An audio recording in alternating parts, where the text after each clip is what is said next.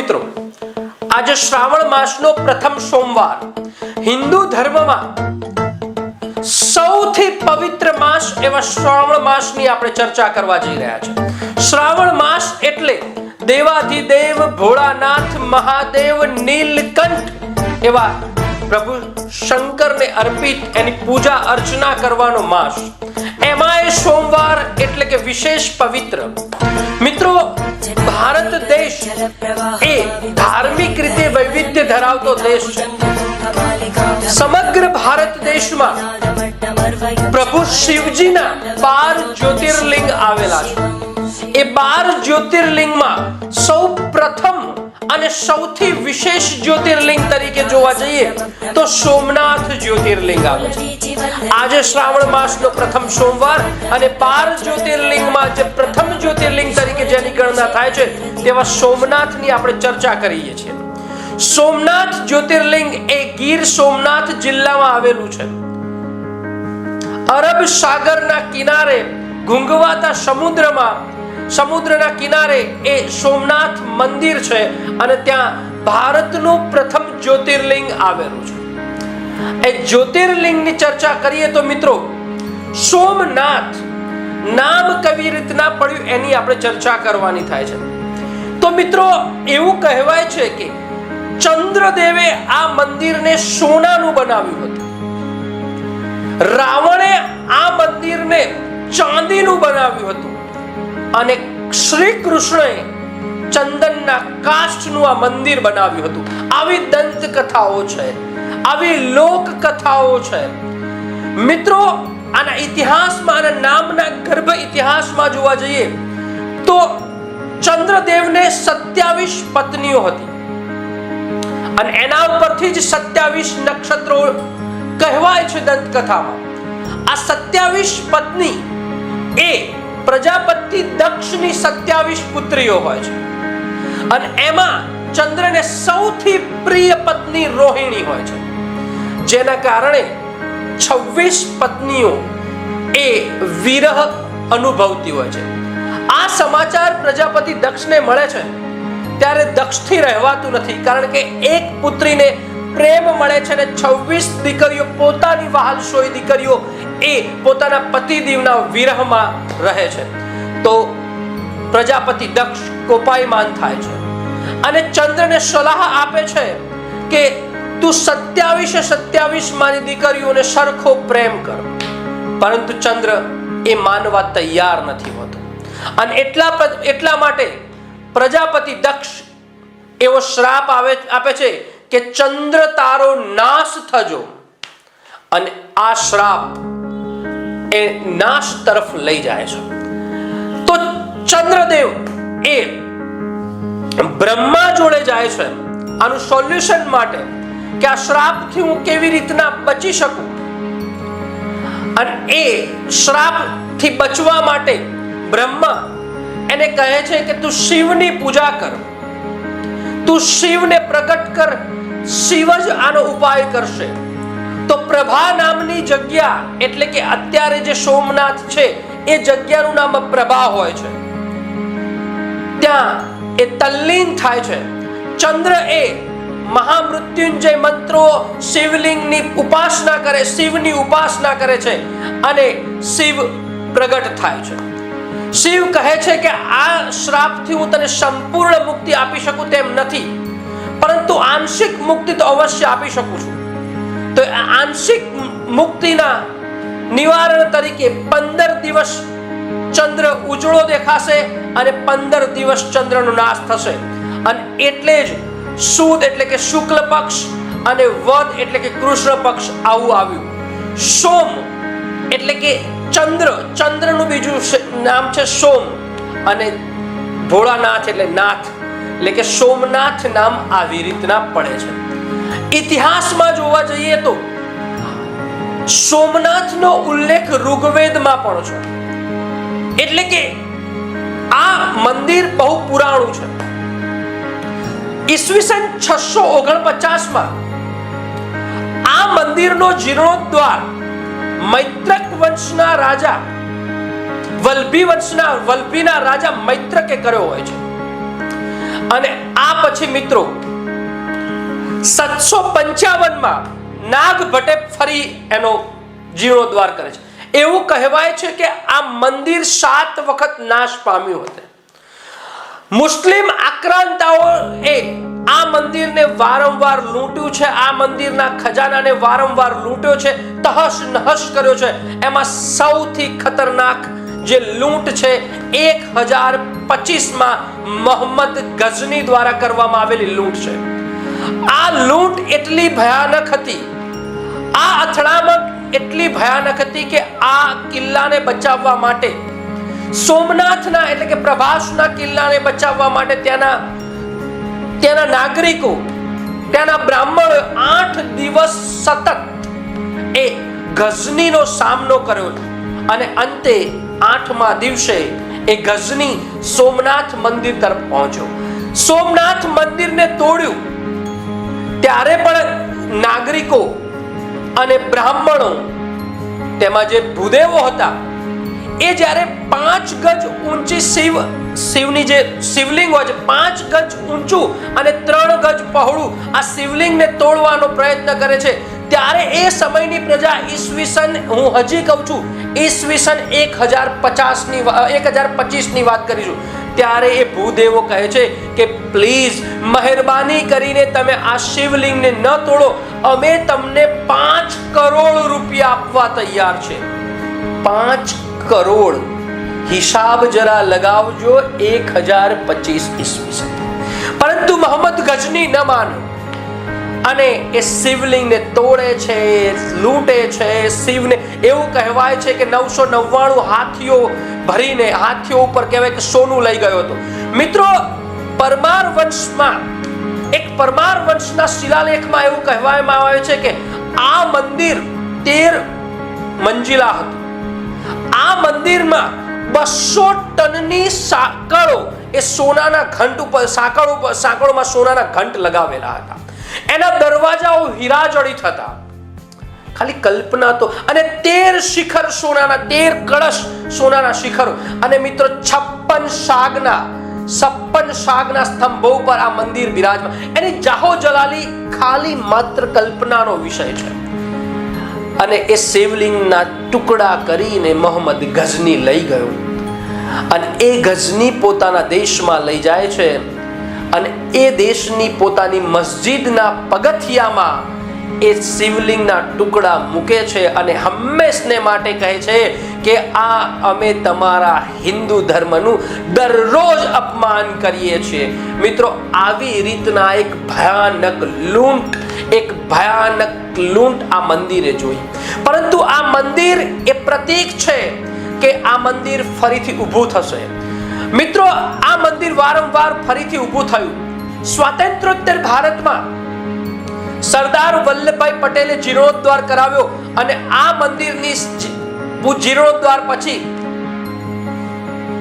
રાષ્ટ્રપતિ જે તે સમયના એમને મંદિરમાં પૂજા કરી અને ફરીથી એક વાક્ય બોલ્યા કે આ મંદિર એ કહેવાય કે વિનાશ ઉપર વિજયનું પ્રતીક છે. વિનાશ ઉપર વિજયનું પ્રતીક છે. અને આવી રીતના આ મંદિર, મિત્રો, આ મંદિરની બિલકુલ બાજુમાં કપિલા, હિરણ અને સરસ્વતી એવી 3 નદીઓનો સંગમ થાય છે. આ મંદિરે એક બાણ વેદ નામનો એક શિલાલેખ છે. પથ્થર ઉપર પૃથ્વીનો ગોળો મૂકેલો છે અને એ ગોળાની આર પાર એક તીર દર્શાવેલું છે અને એની નીચે લખ્યું છે કે અહીંથી તમે દક્ષિણ ધ્રુવ જશો તો કોઈ પણ જમીનનો ટુકડો નહીં મળે તમને, સીધા તમે દક્ષિણ ધ્રુવ જઈ શકો છો. મિત્રો, એ વખતના નોલેજને, એ વખતના વિજ્ઞાનને, એ વખતના વહાણવટાને સલામ છે કે એ વખતે એમને ખબર હતી કે આ મંદિરથી સીધા જ દક્ષિણ ધ્રુવ તરફ જઈ શકાય છે. મિત્રો, આ મંદિરની ધજા જોઈને લોકો એ સમય વહાણવટું કરતા હતા. મંદિરની ધજા એ એમનું કહેવાય કે કંપાસ હતો. એ વહાણવટું કરવા જાય અને એ ધજાને જોઈને પરત પાછા આવતા. આ મંદિરે હંમેશા જાહો જલાલીનું પ્રતીક છે. તો જેમ આપણે પ્રથમ જ્યોતિર્લિંગ તરીકે સોમનાથની ચર્ચા કરી લીધી, આજે એક એવા જ્યોતિર્લિંગની ચર્ચા કરવાની છે કે જ્યાં શક્તિપીઠનો પણ સમાવેશ થાય છે. ભારતમાં જે 51 51 શક્તિપીઠ છે તે જગ્યા જ્યોતિર્લિંગ પણ છે એવી એક જગ્યા છે જે દક્ષિણના કૈલાસ તરીકે ઓળખાય છે અને એનું નામ છે મલ્લિકાર્જુન શ્રી શૈલમ જ્યોતિર્લિંગ. મિત્રો, આંધ્રપ્રદેશ રાજ્યમાં એ આવેલું છે. નલ્લામલાઈ પર્વત શ્રેણીમાં શ્રી શૈલમ નામના પર્વત ઉપર આ જ્યોતિર્લિંગ આવેલું છે. મિત્રો, આ જ્યોતિર્લિંગની વાત કરવા જઈએ તો મલ્લિકા અર્જુન, મલ્લિકાનો મતલબ થાય છે પાર્વતી અને અર્જુનનો અર્થ થાય છે શિવ. મિત્રો, એવું કહેવાય છે કે અહીં 51 શક્તિપીઠોમાંની એક શક્તિપીઠ આવેલી છે અને અહીં પાર્વતી માતાની ગરદન પડી હતી એવું કહેવાય છે. મિત્રો, આ એટલું પ્રકૃતિ નયનરમ્ય દ્રશ્ય છે, અહીંયા એટલું નયનરમ્ય સ્થળ છે કે જે કૃષ્ણા નદીના કિનારે શ્રી શૈલમ ડેમની બાજુમાં અને ત્યાંથી એટલે કે હૈદરાબાદથી જો આપ મલ્લિકાર્જુન શ્રી શૈલમ જ્યોતિર્લિંગના દર્શન માટે જાઓ છો તો ત્યારે તમારે સવારે 6 થી લઈ અને સાંજના 6 દરમિયાન તમારે જવું પડે છે. પછી જવાની મંજૂરી નથી. કેમ? કારણ કે તમારે જવા માટે શ્રી શૈલમ ટાઈગર રિઝર્વમાંથી પસાર થવું પડશે. જબરજસ્ત કુદરતી દ્રશ્ય છે. મિત્રો, ઇતિહાસની વાત ચર્ચવા જઈએ તો આ જ્યોતિર્લિંગનો ઉલ્લેખ સાતવાહન રાજાઓમાં થયેલો છે. આપણે એ પણ જોઈ લઈએ છીએ કે મિત્રો આને શિવ પુરાણમાં પણ ઉલ્લેખ છે. મિત્રો, એવું કહેવાય છે કે ભગવાન શિવે બંને પુત્રો માટે એક લગ્નનો પ્રસ્તાવ મૂક્યો હતો, જેમાં રિદ્ધિ અને સિદ્ધિ બે માટે પ્રસ્તાવ હોય છે અને કહેવામાં આવે છે કે જે પુત્ર એટલે કે ભગવાન શિવના બે પુત્ર હોય છે, કાર્તિકેય એને મુરુગન તરીકે પણ ઓળખવામાં આવે છે અને ગણેશ. તો મિત્રો, બંનેને એક ટાસ્ક આપે છે, એટલે બંનેને એક ચેલેન્જ આપે છે મેરેજ માટે. અમુક જગ્યાએ ફળનો ઉલ્લેખ છે, પરંતુ મોટા ભાગે મેરેજ માટે એક ટાસ્ક આપે છે. એવું કહેવામાં આવે છે કે જે પુત્ર વિશ્વની પ્રદક્ષિણા કરી અને પાછો જલ્દી આવશે તેના લગ્ન રિદ્ધિ અને સિદ્ધિ સાથે કરવામાં આવશે. તો કાર્તિકે પોતાનું વાહન લઈ અને વિશ્વની એટલે કે પૃથ્વીની પ્રદક્ષિણા માટે નીકળી જાય છે. પરંતુ ભગવાન ગણેશ એવું સમજે છે કે મારા માટે તો પૃથ્વી જ મારા માતા અને પિતા એટલે કે શિવ અને પાર્વતી છે. તો હું મારે વિશ્વની પ્રદક્ષિણા, મારે પૃથ્વીની પ્રદક્ષિણા કરવાની હોય તો હું મારા માતા પિતાની જ પ્રદક્ષિણા કરીશ.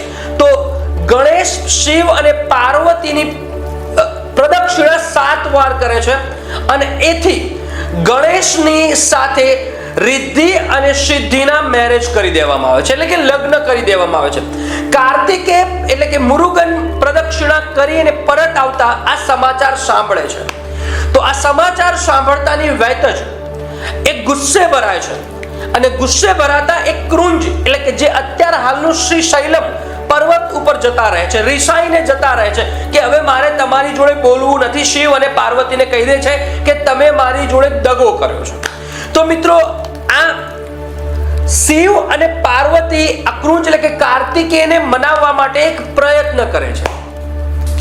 મિત્રો, આ પ્રયત્નમાં એવું કહેવામાં આવે છે કે અમાસ અને પૂનમ ના દિવસે વારાફરતી ભગવાન શિવ અને પાર્વતી એને મનાવવા જાય છે અને આ જે મનાવવા જતા એમને નજીકના સ્થળે રોકાય છે શિવ અને પાર્વતી, અને આ એ જ શ્રી શૈલમ જ્યોતિર્લિંગ.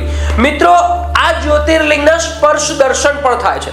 આ જ્યોતિર્લિંગના દર્શન કરવા માટે તમારે ફરજિયાતપણે ધોતી અને ઉપરનું કહેવાય કે જે ખુલ્લા શરીર ખુલ્લું કરી દેવું પડે છે અને આ સ્પર્શ જ્યોતિર્લિંગનું દર્શન પણ કરી શકો છો. મિત્રો, આ માટે તમારે અહીંથી હૈદરાબાદ જવું પડે છે ને હૈદરાબાદથી તમારે બાય ટ્રેન, બાય બસ કે બાય તમારા વ્હીકલ થઈને શ્રી શૈલમ ટાઈગર રિઝર્વમાં થઈને કૃષ્ણા નદીના કિનારે શ્રી શૈલમ ડેમની બાજુમાં શ્રી શૈલમ પર્વત ઉપર તમારે જવું પડે છે. અને મિત્રો, આ શ્રી શૈલમ પર્વત એ નલ્લામલાઈ પર્વતમાળામાં આવેલો છે. તો મળીએ ત્રીજા ક્રમે ગુજરાતના પડોશી એવા રાજ્ય મધ્યપ્રદેશમાં આવેલું મહાકાલેશ્વર શિવ જ્યોતિર્લિંગની ચર્ચા કરવાની છે. મિત્રો, મહાકાલેશ્વર એ ઉજ્જૈન નગરીમાં આવેલું છે, જે ક્ષિપ્રા નદીના કિનારે છે. અને ભૌગોલિક રીતે જોવા જઈએ તો ભારતનું એક એવું મંદિર છે કે જેના ઉપર બિલકુલ કર્કવૃત પસાર થાય છે. ઓકે, તો આ ભૌગોલિક રીતે જોઈ લીધું. મિત્રો, મહાકાલેશ્વર એટલે કહેવાય છે કે આનો ઇતિહાસ જોવા જઈએ તો મિત્રો, ઉજ્જૈન નગરીમાં ચંદ્રસેન નામનો એક રાજા હતો. મિત્રો, પુરાણોમાં ઇવન મહાકવિ કાલિદાસે મેઘદૂતમ પોતાની રચનામાં પણ ઉજ્જૈન નગરીનું જે વર્ણન કરવામાં આવેલું છે એ વર્ણનમાં પણ મહાકાલેશ્વર મંદિરની ભવ્યતાની ચર્ચા કરેલી છે. એટલે આ મંદિર ખૂબ જ પુરાણું છે. બીજું કે મિત્રો, આ મંદિર 12 જ્યોતિર્લિંગમાંથી એટલા માટે અલગ પડે છે કે આ મંદિર દક્ષિણાભિમુખ છે. આ દક્ષિણાભિમુખ હોવાના કારણે એનું મહાત્મ્ય વધી જાય છે, એની શ્રદ્ધા વધી જાય છે. અને એવું કહેવાય છે કે અહીંયા દર્શન કર્યા પછી આપણને મોક્ષ પ્રાપ્તિ થશે, બરાબર ને, આપણને શક્તિ પ્રાપ્તિ થશે. જો મિત્રો પુરાણો પ્રમાણે જોવા જઈએ, શિવ પુરાણ પ્રમાણે જોવા જઈએ તો ઉજ્જૈની નગરીમાં એક ચંદ્રસેન નામનો રાજા હોય છે. એ ચંદ્રસેન નામનો રાજા એ ખૂબ જ શિવ ભક્ત હોય છે. અને એ શિવનું જ્યારે નામ લેતો હોય છે પોતાના રાજ્યમાં, તો એક શ્રીખર નામનો ખેડૂત પુત્ર આ નામથી આકર્ષાઈને એના દરબારમાં જવાનો પ્રયત્ન કરે છે. પરંતુ રાજાના દરબારમાં એમને તો સીધા ન જઈ શકાય, એટલે કે રાજાના પ્રહરીઓ એને રોકે છે અને એને જવાની કહેવાય કે જે આજ્ઞા વિના તમે રાજાના દરબારમાં પ્રવેશવાનો પ્રયત્ન કર્યો એટલે તમને સજા મળશે અને એને ક્ષિપ્રા નદીના કિનારે બાંધી દેવામાં આવે છે. પરંતુ એ નદીના કિનારે પણ રાજાનું જ અનુસરે છે, એ શિવ સ્ત્રોત ચાલુ કરે છે, શિવનું નામ ચાલુ કરે છે. અને જેના કારણે એક સિદ્ધ ગુરુજી એ સાંભળે છે અને એનાથી પ્રભાવિત થઈ જાય છે. પરંતુ મિત્રો, એવા જ સમયે ચંદ્રસેનના શત્રુઓ એટલે કે રિપુદમન એ ઉજ્જૈન નગરી ઉપર હુમલો કરી દે છે. અને રિપુદમનની સાથે દૂષણ નામનો રાક્ષસ હોય છે કે જેને અદ્રશ્ય થવાની શક્તિ પ્રાપ્ત થાય છે. અને આ અદ્રશ્ય થવાની શક્તિના પ્રાપ્તના કારણે એ ખૂબ જ તારાજી સર્જે છે. અને એટલા માટે શ્રીખરની આજ્ઞા, ઉજ્જૈન નગરીના લોકોની ભક્તિ અને ચંદ્રસેન રાજાની ભક્તિના કારણે શિવજીને મનાવવામાં આવે છે. અને શિવજીને મનાવવામાં આવતા શિવજી એમની આજ્ઞા સ્વીકારે છે અને મહાકાલનું રૂપ ધારણ કરે છે અને દરેક પ્રેતાત્માઓ, દુષ્ટ આત્માઓનો નાશ કરે છે. આ એની એક પુરાણો લોક કથા છે. બીજી એક કથા એવી છે કે શિવ બ્રહ્મા અને વિષ્ણુ પર પોતાનું આધિપત્ય જમાવવા માટે એ અગ્નિ સ્તંભ તરીકે અહીં પ્રગટ થાય છે. એક જગ્યાએ નહીં, આવી ભારતમાં 12 જગ્યાએ અગ્નિ સ્તંભ તરીકે શિવ પ્રગટ થયા અને એ 12 જગ્યાને જ્યોતિર્લિંગ, ત્યાં જ્યોતિ ઉત્પન્ન થશે. તેના દર્શન કરવાથી સાક્ષાત શિવના દર્શન કર્યા હોય એટલું પુણ્ય મળશે.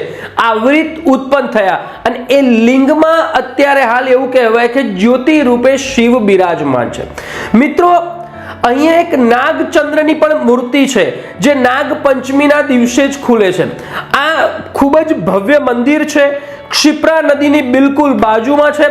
મિત્રો, આ મંદિરમાં જોવા જઈએ તો ઉત્તરે પાર્વતીની મૂર્તિ છે, પશ્ચિમે ગણેશની મૂર્તિ છે અને પૂર્વે કાર્તિકેયની મૂર્તિ છે. અને દક્ષિણ તરફ એટલે કે આ શિવ મંદિરનું મુખ દક્ષિણ તરફ હોવાના કારણે દક્ષિણે ભગવાન શિવના વાહન નંદીની મૂર્તિ છે. અને આ રીતે દક્ષિણા તરફ હોવાના કારણે આ મંદિરનો મહાત્મ્ય વધી જાય છે. અને મિત્રો, આ મહાકાલેશ્વર મંદિરને જે ભસ્મ આરતી છે એ જગ વિખ્યાત આરતી છે. એવું કહેવાય છે કે જેને ભસ્મ આરતી જોઈ એને સર્વ મંદિરોના દર્શન એક સાથે કરી લીધા. એટલે મિત્રો, આપ જ્યારે મહાકાલેશ્વર જાઓ ત્યારે ભસ્મ આરતીના દર્શન અવશ્ય કરજો. એવું માનવામાં આવે છે કે ભસ્મ આરતી જોઈ એટલે સર્વે મંદિરોના દર્શન આપે કરી લીધા. તો મિત્રો, નાની પણ ટૂંકી માહિતી છે. બીજી એક માહિતી છે, આ જ રાજ્યના રાજા હતા, ઉજ્જૈની રાજ્યના ભર્તુહરિ. ભર્તુહરિ રાજાને એક મુનિએ ફળ આપે છે. હવે આ રાજા એની પ્રિય પત્નીને એ ફળ સાચવવા આપે છે કે જેનાથી સૌંદર્યવાન રહેવાય, જે ખાવાથી યુવાન રહેવાય. તો આ રાજા એની સૌથી સુંદર પત્નીને આ ફળ આપે છે. આ પત્ની રાજાના પ્રેમમાં નથી પણ બીજાના પ્રેમમાં હોય છે, તો એ વ્યક્તિને ફળ આપે છે. એ વ્યક્તિ એ ફળ કોઈક વ્યક્તિ બીજાને આપે છે અને એ ફળ ફરતું ફરતું ફરીથી ભર્તુહરિ પાસે આવે છે. અને ભર્તુહરિ એવું થાય છે કે આ સમગ્ર વિશ્વ એ અવિશ્વાસનું એક ચક્ર છે. અહીં માણસ ઉપર વિશ્વાસ કરી શકાતો નથી. અને એ પછી આ જ નગરીનો રાજા ભર્તુહરિ એ રાજપાટ છોડી અને દુનિયાવી વિચારો છોડી અને એક સાધુનું જીવન જીવે છે. આ નગરીની ઇતિહાસ છે. ઓકે, તો મળીએ. જ્યોતિર્લિંગ તરીકે મિત્રો મધ્યપ્રદેશના ખંડવા જિલ્લામાં આવેલા ઓમકારેશ્વર જ્યોતિર્લિંગની ચર્ચા કરીશું. મિત્રો, ભૌગોલિક રીતે જોવા જઈએ તો વિંધ્યાચલ પર્વતમાળામાં નર્મદા અને કાવેરી નદીની વચમાં એક ઓમ આકારનો ટાપુ આવેલો છે અને એ ટાપુના નામ પરથી આ જ્યોતિર્લિંગનું નામ ઓમકારેશ્વર પડેલું છે. મિત્રો, કહેવાય છે કે ગંગામાં નહાવાથી પાપ ધોવાય, પરંતુ નર્મદાના તો દર્શન કરવાથી પુણ્ય મળે. મિત્રો, એવું કહેવાય છે કે દરેક પથ્થરને જો નર્મદામાં પલાળી દેવામાં આવે અને એ પથ્થરની પૂજા કરવામાં આવે તો એ એક શિવલિંગ જેટલું જ મહાત્મ્ય ધરાવે છે. નર્મદાનો ઉલ્લેખ સમોદ ભવા તરીકે થયેલો છે. મિત્રો, ઇતિહાસમાં જોવા જઈએ તો વિંધ્યાચલ પર્વત ઉપર આ જે ટાપુ છે તે ટાપુને માંધાતા ટાપુ તરીકે ઓળખવામાં આવતો હતો. કારણ છે કે અહીં ઈક્ષ્વાકુ વંશજના રાજા માંધાતા રાજા એ ભગવાન શિવના પરમ ભક્ત હોય છે. તેમને શિવ પૂજા કરી અને એનાથી સ્વયંભૂ અહીં ઓમકારેશ્વર શિવલિંગ ઉત્પન્ન થાય છે. અને એ શિવલિંગ એ 12 જ્યોતિર્લિંગોમાંનું સ્થાન બને છે. મિત્રો, ઈક્ષ્વાકુ વંશજ એ ભગવાન શ્રી રામના વંશજ સાથે સ્થાન ધરાવે છે. મિત્રો, ઓમ શબ્દ જ એ 3 દેવોનું સ્થાન નક્કી કરે છે: વિષ્ણુ, બ્રહ્મા અને શિવ. અહીંના જ્યોતિર્લિંગમાં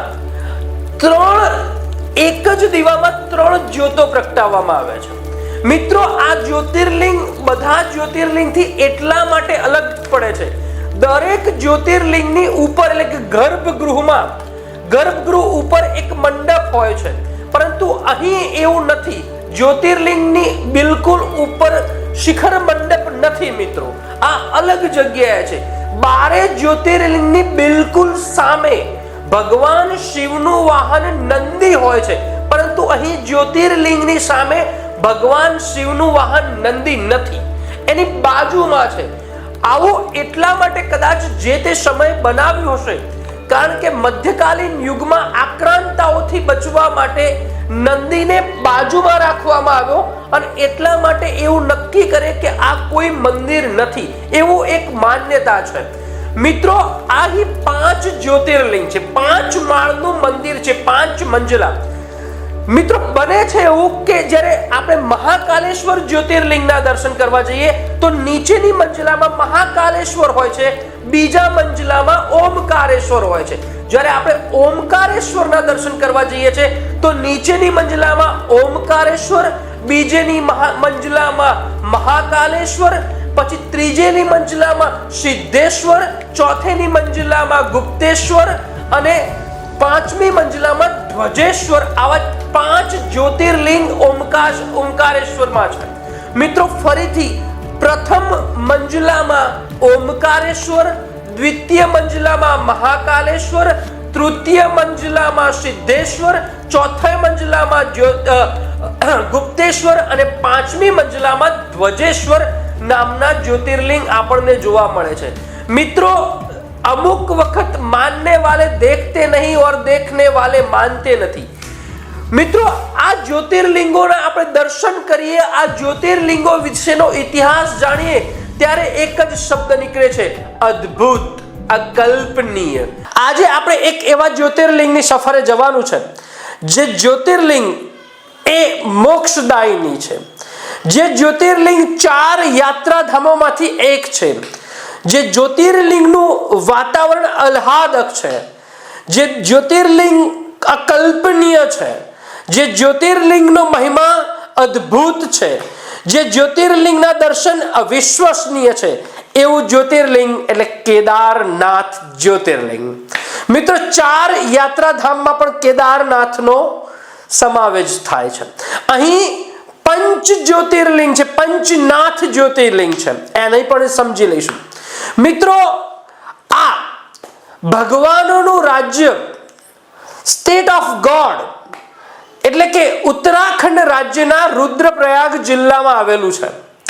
મિત્રો કહેવાય કે મંદાકિની નદીના કિનારે આ મંદિર આવેલું છે।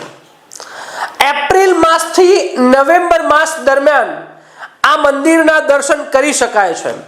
ભાઈ બીજના બીજા દિવસેથી આ મંદિરના દ્વાર બંધ થઈ જાય છે, એટલે કે આ મંદિરના દર્શન કરી શકાતા નથી। આ મંદિરના દર્શને પહોંચવા માટે ખૂબ જ કષ્ટદાયક રસ્તો છે અને મિત્રો આવા કષ્ટદાયક રસ્તામાં જ લાખોની ભીડમાં શ્રદ્ધાળુઓ જાય છે। ત્યારે એક વાત તો ચોક્કસ કહી શકાય કે શ્રદ્ધા જ મને લઈ ગઈ મારી મંજિલ સુધી, હું રસ્તો ભૂલી ગયો હતો પણ દિશાઓ ફરી ગઈ હતી। મિત્રો આ મંદિર ઉપર 2013માં એક આપદા આવી। એ આપદાએ એક ચમત્કારિક આ મંદિરનો બચાવ કર્યો। હજી વૈજ્ઞાનિકો માનતા નથી અને શ્રદ્ધાળુઓ એ શ્રદ્ધામય છે। મિત્રો જ્યાં વિજ્ઞાન પહોંચી નથી શકતું ત્યાં શ્રદ્ધા પહોંચે છે। એનો જાગતો પુરાવો એ 16 જૂન 2013ની રાત્રે આવેલું ભયાનક પૂર, જે પૂરે ઉત્તરાખંડ અને હિમાચલ પ્રદેશમાં તારાજી સર્જી કાઢી। એવું કહેવાય છે કે ભૂગોળની ભાષામાં વાદળ ફાટ્યું અને ચોરાબારી નામનું જે હિમ ગ્લેશિયર છે એ ફાટ્યું અને મિત્રો આખું ઉત્તરાખંડના રુદ્રપ્રયાગ જિલ્લો, હિમાચલ પ્રદેશના મોટા ભાગના પ્રદેશો એ તબાહ કરી નાખ્યા। મિત્રો એક આંકડા પ્રમાણે 6000 લોકોનું મૃત્યુ થયું, પરંતુ અકલ્પનીય, અવિશ્વસનીય મિત્રો આ મંદિરની આજુબાજુ સમગ્ર જગ્યા એ તારાજી થઈ ગઈ, પરંતુ મંદિરનો આબાદ બચાવ, મંદિરની પાછળ 10 થી 16 ફૂટ પહોળી અને 10 થી 15 ફૂટ ઊંચી હિમ એટલે કે પથ્થરની શિલા આવી ગઈ। મંદિરની બિલકુલ 50 ફીટ પાછળ આ શિલા આવી, મહાકાય શિલા। આ શિલાને ત્યાંના શ્રદ્ધાળુઓ, ત્યાંના લોકો ભીમશિલા તરીકે ઓળખે છે। હવે ભીમશિલા જ શા માટે એ આપણે ગર્ભ ઇતિહાસમાં જવું પડશે, એની ચર્ચા કરી લઈશું। મિત્રો એ સમયે જ્યારે પૂર આવ્યું ત્યારે એ મંદિરમાં 300 શ્રદ્ધાળુઓએ શરણાર્થ લીધો હતો અને એ ભીમશિલા એટલે કે મહાકાય શિલાએ મંદિરની બિલકુલ પાછલા ભાગમાં આવી ગઈ અને પાણીના પ્રવાહને બે તરફ ફેરવી નાખ્યો અને મંદિરને એકદમ સુરક્ષિત રાખ્યું। હજી મિત્રો જે આ તારાજીના દ્રશ્યો જોવે છે એ હજી વિશ્વાસ કરી શકતા નથી કે આવડી મોટી શિલા એ ઉપરથી નીચે આવતા કઈ ટુકડા ન થયા અને આ શિલા જ બિલકુલ મંદિરની પાછળ આવીને અટકી ગઈ। એ રહસ્ય હજી રહસ્ય અકબંધ છે। માનને વાલે દેખતે નહીં ઓર દેખને વાલે માનતે નહીં, એના જેવું છે. મિત્રો હવે આ મંદિરના ઇતિહાસમાં જઈએ. આ મંદિરની જો સમુદ્ર સપાટીથી ઊંચાઈ જોવા જઈએ તો 3562 ફૂટની ઊંચાઈ છે. મિત્રો આ મંદિર પાછળ બે વાર્તા રહેલી છે. ભગવાન વિષ્ણુના બે તપસ્વીઓ નર અને નારાયણ એ આ પ્રદેશમાં એટલે કે કેદારનાથ પ્રદેશમાં ભગવાન શિવની તપસ્યા કરે છે. અને કહેવાય કે તપસ્યાથી ભગવાન શિવ પ્રગટ થાય છે. અને નર અને નારાયણ બે માગે છે કે તમે અહીં શિવલિંગ તરીકે બિરાજમાન રહો, અમે તમારી દરરોજ પૂજા કરીએ. અને એ ભગવાન શિવ માને છે. આ સ્થાન એ વિષ્ણુ અને શિવના મિલન નજીકનું સ્થાન છે. બંનેની સમકોટીનું સ્થાન છે. કહેવાય કે કેદારનાથ એ ભગવાન શિવનું, ત્યારે બદ્રીનાથ એ ભગવાન નારાયણનું સ્થાન એટલે કે વિષ્ણુનું સ્થાન છે. બીજી વાર્તા જોવા જઈએ તો રસપ્રદ સ્ટોરી છે. મહાભારતમાં જઈએ મિત્રો, મહાભારતનું યુદ્ધ ચાલ્યું. આ યુદ્ધમાં પાંડવોનો વિજય થયો. યુધિષ્ઠિરને હસ્તિનાપુરની ગાદી મળી. મિત્રો આ યુદ્ધનું વિશ્લેષણ ભગવાન શ્રી કૃષ્ણ સાથે પાંડવો કરે છે. ત્યારે પાંડવો કહે છે કે હે કેશવ, યુદ્ધ તો જીતી લીધું, પરંતુ આ યુદ્ધમાં મેં મારા જ ભાતૃઓનું ખૂન કર્યું છે, મેં મારા જ બાંધવોને માર્યા છે, એનું પાપ મને લાગ્યું છે. આ પાપમાંથી મને બચાવો. તો શ્રી કૃષ્ણ કહે છે અવશ્ય આ પાપ તમારા શિરે અવશ્ય લાગ્યું છે. આ પાપને દૂર કરવાનો હવે સમય આવી ગયો છે.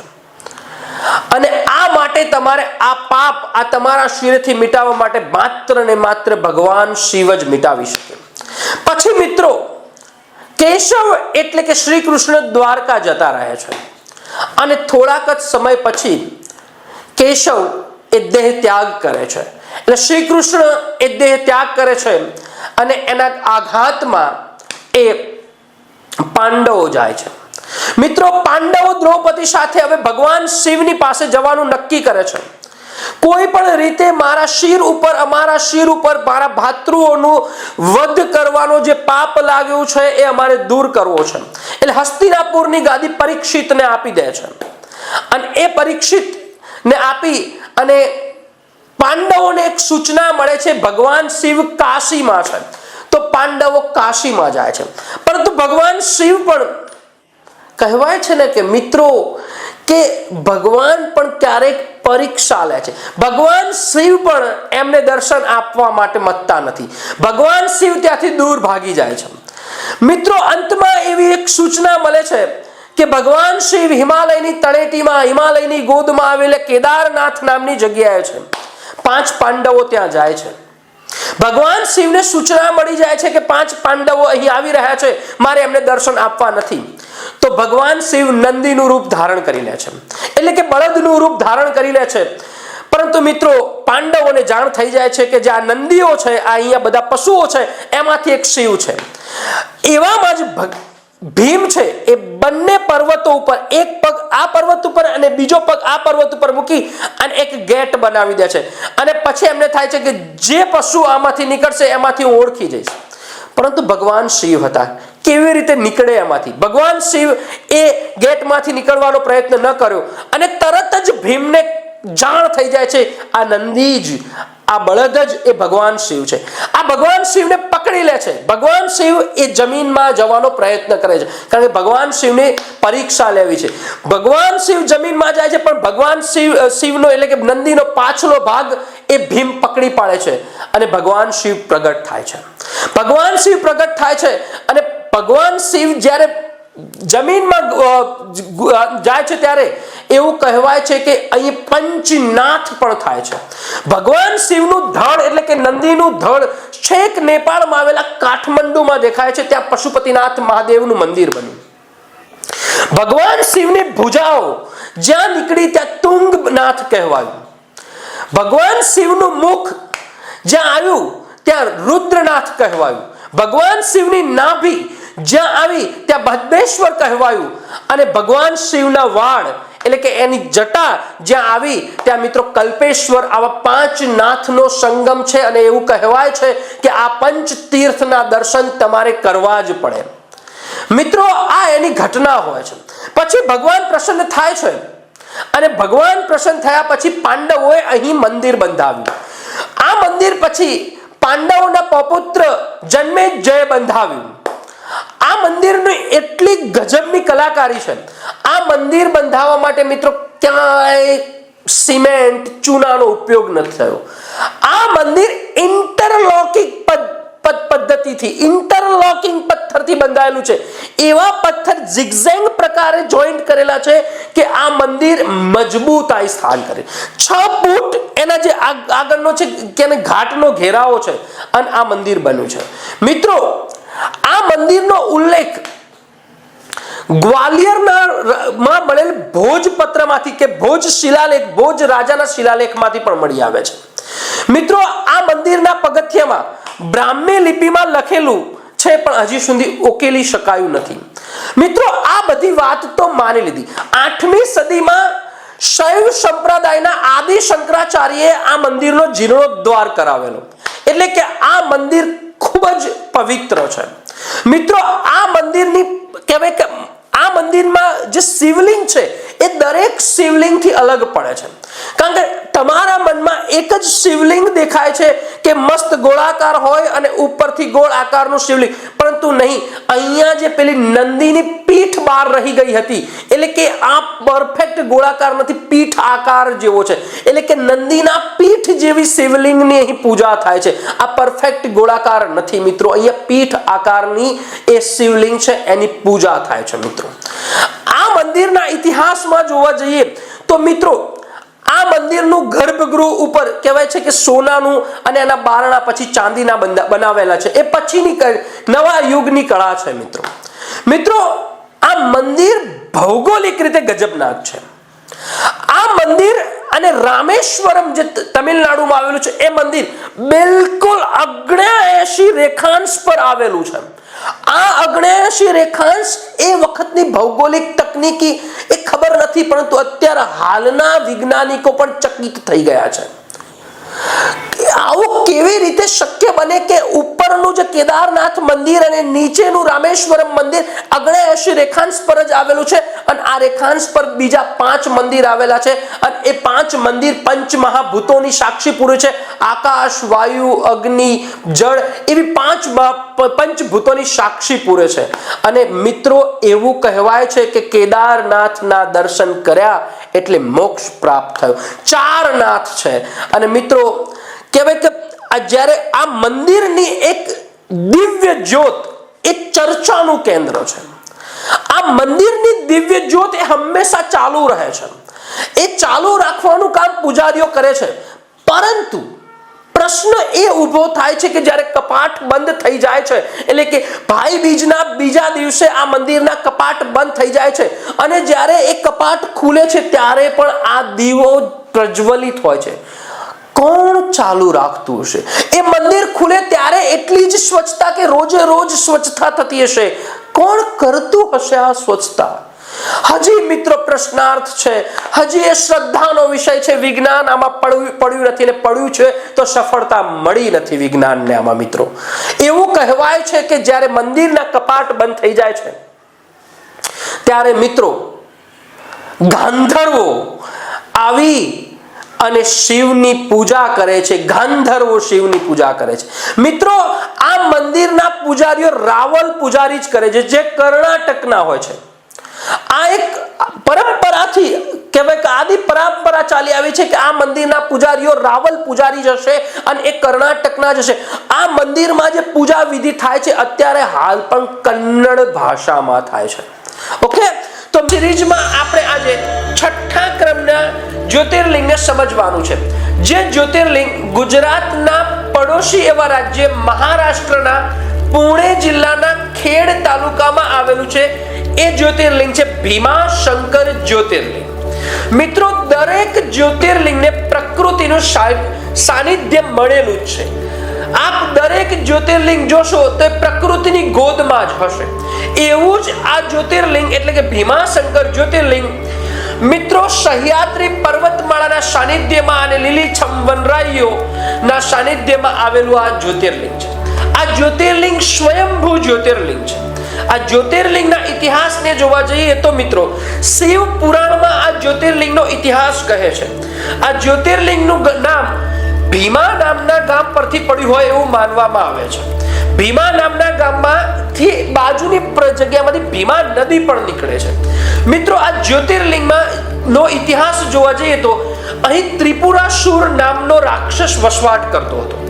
આ રાક્ષસે ખૂબ જ તપસ્યા કરી, અઘરી તપસ્યા કરીને બ્રહ્માજીને પ્રસન્ન કર્યા અને બ્રહ્માજી જોડે વરદાન મેળવ્યું કે હું આ સૃષ્ટિમાં કોઈ નરથી ન મરું અને કોઈ નારીથી પણ ન મરી શકું એવું મને વરદાન આપો.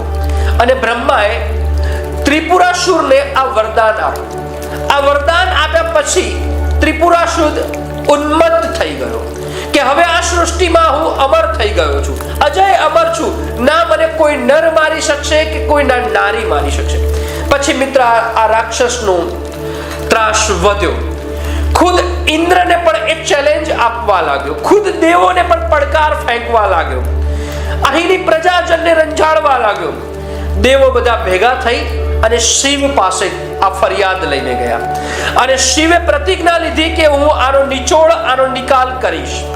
મિત્રો અહીં શિવે અને પાર્વતી બંને ભેગા મળીને અર્ધનારેશ્વરનું રૂપ લીધું, એટલે કે અડધી સ્ત્રી અને અડધો નર, એટલે કે અર્ધનારેશ્વરનું રૂપ લઈ અને આ ત્રિપુરાસુરનું વધ કર્યું. અને આ ત્રિપુરાસુરનું વધ કર્યા પછી ખૂબ જ ભયંકર લડાઈ ચાલી હતી અને પછી વિશ્રાંતિ માટે જે જગ્યાએ વિશ્રામ કર્યો તે જગ્યાએ સ્વયંભૂ શિવલિંગ ઉત્પન્ન થયું અને એ જ જગ્યાએ ભીમાશંકર જ્યોતિર્લિંગ. અને આ જે યુદ્ધમાં જે પરસેવો વહ્યો, જે ભગવાન શિવના શરીરમાંથી જે પરસેવો વહ્યો, એ પરસેવામાંથી ભીમા નદીનું ઉત્પન્ન થયું એવું એ શિવ પુરાણ કહે છે. મિત્રો આ જ્યોતિર્લિંગ એ ખૂબ જ નાનું છે. આ જ્યોતિર્લિંગને મિત્રો જ્યારે એને શૃંગાર આરતી થાય છે ત્યારે એને ઓરિજિનલ રૂપમાં લાવવામાં આવે છે, પછી એને ચાંદીનો શણગાર સજાવી દેવામાં આવે છે. આ જ્યોતિર્લિંગમાં બનેલા મંદિરનો ઇતિહાસ જોવા જઈએ તો 13મી સદીમાં આ મંદિર નાગર શૈલીમાં બન્યું છે. 18મી સદીમાં નાના ફળનવીશે આ મંદિરનો જીર્ણોદ્ધાર કરાવ્યો.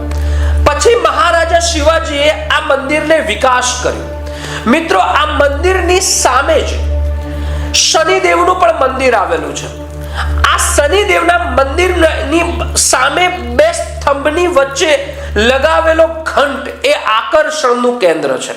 અમાજી અપ્પા નામના કહેવાય કે મરાઠાએ 1739માં પોર્ટુગીઝો વિરુદ્ધ બસાઈ યુદ્ધમાં વિજય મેળવ્યો અને એ વિજયના કારણે એક ચર્ચમાંથી એક ઘંટ, મહાકાય ઘંટ છે, એ ઘંટ મેળવ્યો અને એ ઘંટ આ મંદિરને દાનમાં આપ્યો. આ ઘંટનું નિર્માણ વર્ષ 1729 લખેલું છે. એ આપણને ઘંટ જોતા સ્પષ્ટ દેખાઈ આવે છે. મિત્રો બસ આ જ એનો ઇતિહાસ હતો. આ મિત્રો આ ભીમાશંકરને મોટેશ્વર જ્યોતિર્લિંગ તરીકે પણ ઓળખવામાં આવે છે. અહીં મિત્રો આજુબાજુમાં જોવાલાયક જગ્યા ઘણી છે અને આપ જાઓ તો આ જ્યોતિર્લિંગના દર્શન કરજો. આજુબાજુમાં પ્રાકૃતિક સૌંદર્ય છે, મહાકાલ વન છે, એના પણ દર્શન કરજો. તો મળીએ છીએ મિત્રો આપણે 7મા જ્યોતિર્લિંગની સફરે જવાનું છે. આ જ્યોતિર્લિંગ અકલ્પનીય છે, અદ્ભુત છે, અવિશ્વસનીય છે. મેં અગાઉ પણ કહ્યું છે કે દરેક જ્યોતિર્લિંગને પ્રકૃતિનું સાનિધ્ય મળેલ જ છે. તો એવું જ આ જ્યોતિર્લિંગ જેને માં ગંગા મૈયાનું સાનિધ્ય મળ્યું છે. ભારતની પવિત્ર નદીમાંથી મહત્વની પવિત્ર નદી માં ગંગા મૈયાના પશ્ચિમ કિનારે આ જ્યોતિર્લિંગ આવેલું છે. મિત્રો મહત્વની વાત તો ત્યાં છે કે આ નદી એ આ જ્યોતિર્લિંગથી ઉત્તરની દિશા તરફ વહે છે, જેથી એમાં પવિત્રતા વધુ ઉમેરાય છે. તો મિત્રો એ જ્યોતિર્લિંગ છે કાશી વિશ્વનાથ જ્યોતિર્લિંગ, જે જ્યોતિર્લિંગ ઉત્તર પ્રદેશ રાજ્યના વારાણસી એટલે કે બનારસ જિલ્લામાં આ જ્યોતિર્લિંગના ઉદ્ભવ પાછળ બે મહત્વની કથાઓ છે. પહેલા એ બંને કથાઓને આપણે જોઈ લઈએ, પછી આ જ્યોતિર્લિંગના મંદિરની કથા જોઈએ. તો મિત્રો એક કથા એવી છે કે ભગવાન શિવના લગ્ન પાર્વતી માતા જોડે થયા. એ લગ્ન પછી ભગવાન શિવ કૈલાસ પર્વત પર નિવાસ સ્થાન કરવા પહોંચ્યા. ઓબ્વિયસલી છે કે એ નિવાસ સ્થાન પાર્વતી માતાના પિતાનું પણ હોય છે. મિત્રો ભારતીય પરંપરા મુજબ જ્યારે કોઈ સ્ત્રીના લગ્ન થઈ જાય ત્યારે પતિદેવ એ સ્ત્રીને પોતાના માતા પિતા રહેતા હોય એનાથી દૂરની એટલે કે અલગની જગ્યાએ રહેવા લઈ જાય. તો એક જ જગ્યાએ રહેતા હોવાથી એટલે કે કૈલાસ પર રહેતા હોવાથી શિવના સાસુ રિસાયા અને આ બાબતનો ખંડ એ પાર્વતી દેવીને પણ લાગ્યા કરતો, જેથી પાર્વતી દેવીએ ભગવાન શિવને કહ્યું કે મને કોઈ બીજા સ્થાને રહેવા લઈ જાઓ. ત્યારે મિત્રો ભગવાન શિવે પોતાના ત્રિશૂળની અણીથી એક નગરીનું નિર્માણ કર્યું અને આ નગરી એ કાશી નગરી. આ નગરીનું નિર્માણ કર્યા પછી ભગવાન શિવે નિકુંભ નામના રાક્ષસને કહ્યું કે આ નગરીને ભવ્ય બનાવો, આ નગરીને જાહો જલાલીપૂર્ણ બનાવો, આ નગરીને ઐશ્વર્યપૂર્ણ બનાવો. અને મિત્રો નિકુંભે આ નગરીને જાહો જલાલીપૂર્ણ બનાવી. આ નગરી જોઈ અને પાર્વતી દેવીએ અહીંના જે બધા કારીગરો હતા, બ્રાહ્મણો હતા, એમને ભોજન કરાવ્યું અને અહીંથી પાર્વતીનું નામ અન્નપૂર્ણા દેવી બન્યું. મિત્રો એવું કહેવાય છે કે ખુદ ભગવાન શિવ પણ પાર્વતી દેવી જોડે ભિક્ષા લઈ અને ભોજન કરતા હતા અને ખુદ આ જગ્યાએ ભગવાન શિવ જ્યોતિર્લિંગ તરીકે બિરાજ્યા. બીજી કથા એવી છે કે જ્યારે વિશ્વમાં ઘોર અંધારું હતું, જ્યારે ભગવાન વિષ્ણુ એ દરિયામાં નિવાસ સ્થાન કરતા હતા, ત્યારે ભગવાન વિષ્ણુની નાભીમાંથી બ્રહ્માનું સર્જન થયું. બ્રહ્માને સર્જનહાર તરીકે કહેવામાં આવે છે અને ભગવાન વિષ્ણુને પાલકહાર તરીકે કહેવામાં આવે છે. બંને વચ્ચે સ્પર્ધા કે આ વિશ્વમાં મહાન કોણ? એક બાજુ સર્જનહાર છે અને એક બાજુ પાલનહાર છે. બંને આ સમસ્યાનો તોડ કરવા માટે ભગવાન શિવ જોડે ગયા અને ભગવાન શિવ દિવ્ય જ્યોતિ રૂપે પ્રગટ થયા અને બંનેને કહ્યું કે આ દિવ્ય જ્યોતિનો જ્યાં અંત આવે છે એ જગ્યા જે મને બતાવી છે એ એનો વિજય થશે. બંને મિત્રો પોતપોતાના વાહન લઈ અને આ દિવ્ય જ્યોતનો અંત શોધવા નીકળ્યા. ભગવાન વિષ્ણુને સમજાઈ ગયું કે આ દિવ્ય જ્યોતનો અંત નથી, આ ખુદ ભગવાન શિવ છે અને ભગવાન શિવનો અંત નથી હોતો.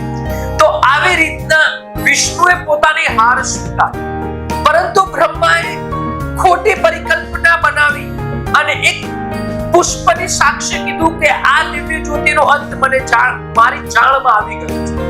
ત્યારે ભગવાન શિવ કહ્યું કે આપ ખોટું બોલી રહ્યા છો, એટલે હું તમને શ્રાપ આપું છું કે આપની પૂજા નહીં થાય અને આ ફૂલની પણ પૂજા નહીં થાય.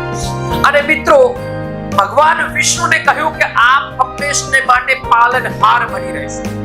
પછી મિત્રો આ દિવ્ય જ્યોત તરીકે ભગવાન વિષ્ણુએ કહ્યું કે આપ વિરાજમાન થાઓ અને આ દિવ્ય જ્યોત તરીકે જ ત્યાં જ્યોતિર્લિંગ તરીકે ભગવાન શિવ બિરાજમાન થયા. અને મિત્રો અહીં એવું કહેવાય છે કે જ્યોતિર્લિંગની સ્થાપના થઈ. મિત્રો હ્યુએન સાંગ એ આવ્યું અને હ્યુએન સાંગે જે ભારતની મુલાકાત કરી એ સમય પણ આ કાશીની મુલાકાત કરી હતી અને એવું કહેવાય છે કે 100 ફૂટ ઊંચું આ જ્યોતિર્લિંગ. તો આ એની બંનેની કથા. હવે મિત્રો આ મંદિરના નિર્માણની કથા જોઈએ. આ મંદિર ભવ્ય છે, આ મંદિર અદ્ભુત છે, આ મંદિર નયન રમ્ય છે. વર્તમાન મંદિરના શિખરો એ સોનાથી બનેલ છે. વર્તમાન મંદિરને 1000 ટન સોનું દાનમાં મળે છે. આ વર્તમાન મંદિરમાં જ્ઞાન વ્યાપી કૂવો છે આ વર્તમાન મંદિર ઉપર પણ સુપ્રીમ કોર્ટમાં મિત્રો ઇશ્યુ છે, એ જોઈ લઈએ તો મિત્રો 1194 આનાથી આગળ જઈએ તો આ મંદિરને વિક્રમાદિત્ય રાજા દ્વારા બનાવવામાં આવ્યું એવું જૂનું પુરાણો કહે છે. પછી મિત્રો ઈસવીસન પૂર્વે 11મી સદીમાં રાજા હરિશ્ચંદ્રએ એનો જીર્ણોદ્ધાર કર્યો. મિત્રો આ દંત કથા રૂપે માહિતી છે. જ્યારે વિશ્વસનીય ઇતિહાસ તપાસવા જઈએ તો ઈસવીસન 1194 મોહમ્મદ ઘોરીએ આ મંદિરને તોડ્યું, લૂંટ્યું અને મિત્રો આ મંદિરનો ખતરનાક ધ્વંસ કર્યો અને આ મંદિરને કહેવાય કે સોનાથી આજે મંદિરનું સોનું હતું એ મોહમ્મદ ઘોરી લઈ ગયા.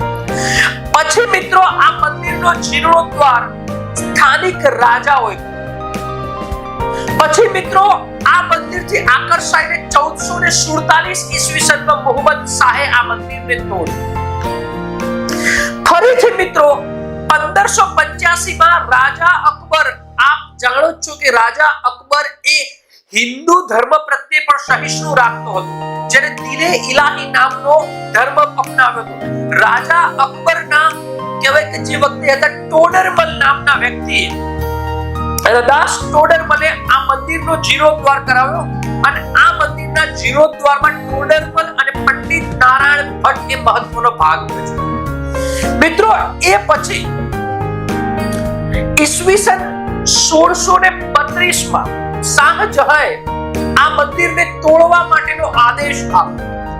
શાહજહાની સેના ગઈ પરંતુ એનો પ્રતિકાર કરવામાં આવ્યો અને મિત્રો ગર્ભગૃહ સુધી શાહજહાં પહોંચી ન શક્યો. પછી મિત્રો આ મંદિર ઉપર કાળની શરૂઆત થાય છે. ઈસવીસન 1664 માં ઔરંગઝેબે આ મંદિરને લૂંટ્યું, તોડ્યું અને ફોડ્યું. એવું કહેવાય છે કે આ મંદિર ઉપર ભયાનક ઘાત 1664 માં આવેલી, પરંતુ આ ભયાનક ઘાતને પણ નાગા સાધુએ સપ્રેમ સ્વીકારી એનો મિત્રો પ્રતિઘાત કર્યો અને આ મંદિરના ગર્ભગૃહને ફરીથી બચાવ્યું. એ સમયે મિત્રો 1664 માં 500 અન્ય મંદિર તોડ્યા પરંતુ ગર્ભગૃહ બચ્યું. ઔરંગઝેબના મનમાં હજી ખૂંચતું હતું, પરંતુ પ્રશ્ન એ છે કે ભૂતકાળ જોવા જઈએ તો ઔરંગઝેબે આ મંદિરને દાન આપ્યું, તો શા માટે ઔરંગઝેબે તોડ્યું? તો મિત્રો એ ઇતિહાસ જોવા જઈએ તો આ શિવાજી એના પાછળ કારણ.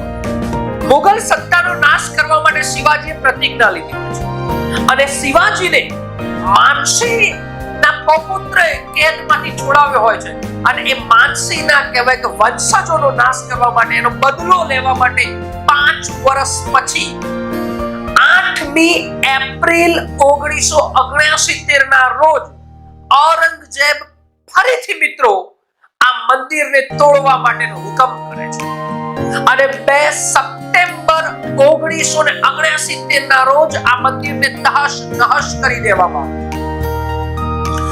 મિત્રો જે ઔરંગઝેબ તરફથી જેને તોડ્યું એને એ લખ્યું કે આ મંદિર અમે તોડી નાખ્યું છે, એની ઉપર એક મસ્જિદનું નિર્માણ કરાવ્યું છે અને એ આ મસ્જિદનું નામ છે જ્ઞાન વ્યાપી મસ્જિદ.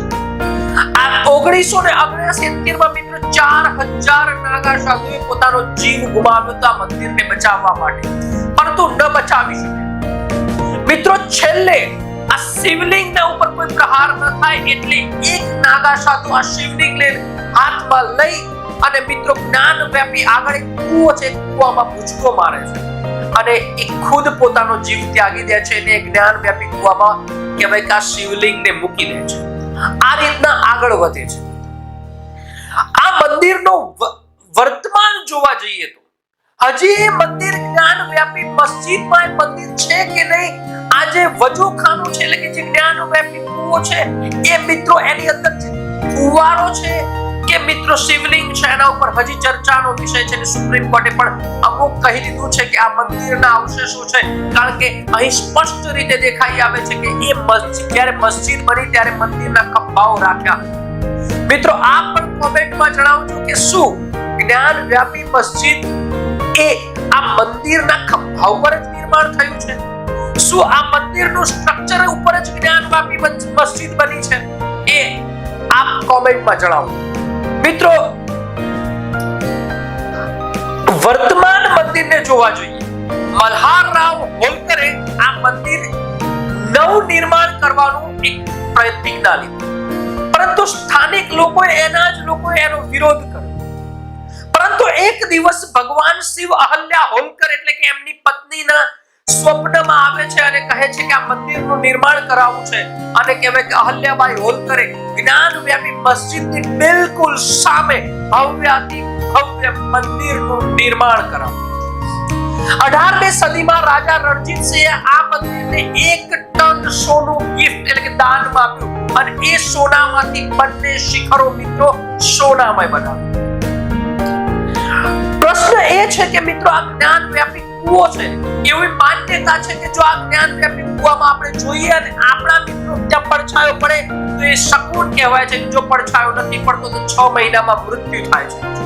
બીજા એક પુસ્તકમાં આપણે એવું છે કે ભાઈ આ જ્ઞાનવ્યાપી કૂવામાં નહીં પરંતુ બાજુમાં આવેલો ચંદ્રગુપ્ત કૂવો છે એ આનું પ્રતીક છે. ચંદ્રગુપ્ત કૂવામાં આપ જુઓ અને ચંદ્રગુપ્ત કૂવામાં આપનો પડછાયો ન પડે તો આપને 6 મહિનામાં મૃત્યુ થશે. આવી એક બીજી પુસ્તકોમાં પણ લખે છે. મિત્રો, અહીં મોક્ષદાયિની કહેવામાં આવે છે. અહીંનું કાશીનું મરણ એ કહેવાય કે અત્યંત લાભદાયક હોય. એવું કહેવાય છે કે અહીં આ જગ્યા પર જે મરણ થશે એના કાનમાં ભગવાન ખુદ શિવ આવી અને તારક મંત્ર બોલશે અને કે આ જીવનના બંધનમાંથી એને મોક્ષ આપી દેશે. દરેક વ્યક્તિને મોક્ષ અહીં મળે છે એવું કહેવાય છે, કારણ કે મરતા પહેલા ખુદ ભગવાન શિવ એ મરનાર વ્યક્તિના કાનમાં આવીને તારક મંત્ર બોલે છે.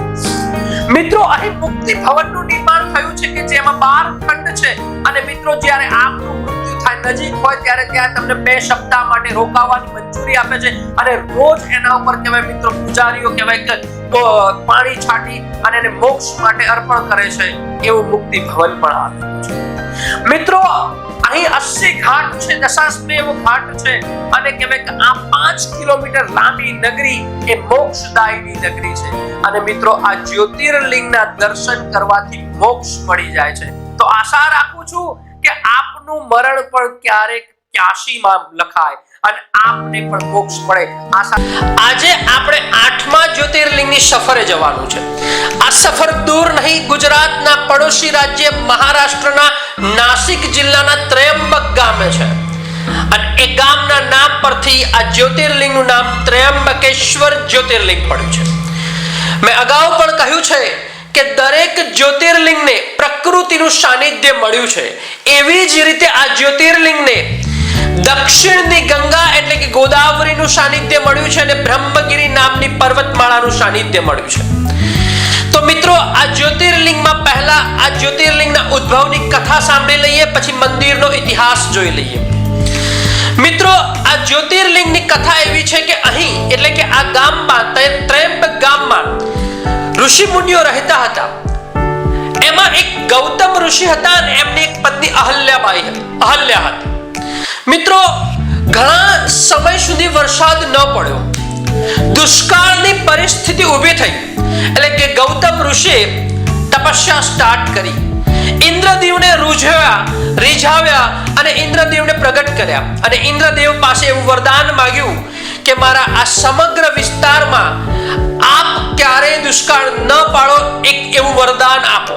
તો ઇન્દ્રદેવે કહ્યું, ઓકે, તું એક ખાડો ખોદ અને એક ખાડામાં ક્યારેય પાણી નહીં ખૂટે. અને આવી રીતે મિત્રો ગૌતમ ઋષિ દ્વારા એક કુંડ ખોદવામાં આવ્યો અને કુંડમાં ક્યારેય પાણી ન ખૂટે એવું વરદાન ઇન્દ્રદેવ એટલે કે વરુણ દેવ મારફતે મળ્યું. મિત્રો, આનાથી આ વિસ્તારમાં હરિયાળી આવી, જાહો જલાલી આવી, કૃષિ ઉત્પાદન વધ્યું અને આ ઋષિ મુનિનો એટલે કે ગૌતમ ઋષિનો કહેવાય કે દબદબો પણ વધ્યો. આ દબદબાના કારણે એની બાજુમાં એના જોડે રહેલા બીજા ઋષિ મુનિઓને ઈર્ષ્યા થઈ. એક દિવસ અહલ્યાબાઈ માટે કૃષિ ધાનના ઉત્પાદન માટે એક ખેતરમાં અનાજની વાવણી કરતા હતા. એ સમય દરમિયાન આ ઈર્ષાળુ ઋષિ મુનિઓએ એક દુબળી પાતળી મરણ પથારી વસ્ત થયેલી ગાયને એમના ખેતરમાં મોકલી અને ગૌતમ ઋષિએ એ ગાયને દૂર કરવાનો પ્રયત્ન કર્યો અને આ ગાયનું મૃત્યુ થયું. અને જેવું ગાયનું મૃત્યુ થયું એવું આ ઈર્ષ્યાળુ ઋષિઓને એક બહાનું મળી ગયું અને ગૌતમ મુનિ પર ગૌ હત્યાનું પાપ લાગ્યું. એને ગૌ હત્યારો કહેવામાં આવ્યો, જેથી કાળજું કંપ્યું ગૌતમનું. અને ગૌતમ ઋષિ મુનિએ ભગવાન શિવની આરાધના કરી અને ભગવાન શિવને પ્રગટ કર્યા. ભગવાન શિવે કહ્યું કે તારો કોઈ પાપ જ નથી, તે ગૌ હત્યા કરી જ નથી, તો તારે એમાં શા માટે દુખી થવું? ત્યારે ગૌતમ ઋષિનો જવાબ બહુ મસ્ત હતો.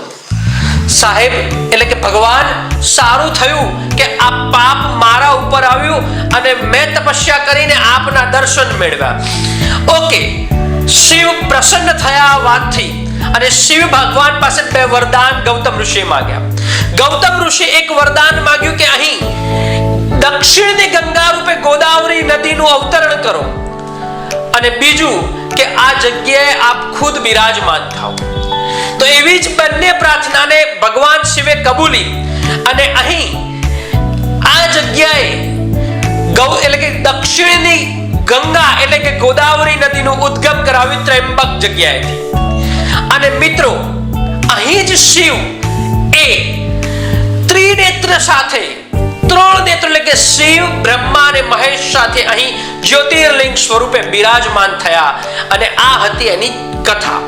મિત્રો, હવે આ મંદિરનો ઇતિહાસ જોઈએ તો આ મંદિર મિત્રો હંમેશા મુગલ આક્રાંતાઓથી મંદિરોને નુકસાન થતું રહ્યું છે. એવી રીતે જ જદ્દુનાથ સરકાર ધ હિસ્ટ્રી ઓફ ઔરંગઝેબ નામની કિતાબમાં એમણે લખ્યું છે કે 1690માં ઔરંગઝેબે પણ આ મંદિરને નુકસાન પહોંચાડ્યું હતું. અને આ મંદિરને કહેવાય કે નુકસાન કરીને ઉપરના ભાગમાં ગોળ ગુંબદ મૂકીને એને ઔરંગઝેબે મસ્જિદનું એક રૂપ આપવાનો પ્રયત્ન કર્યું હતું.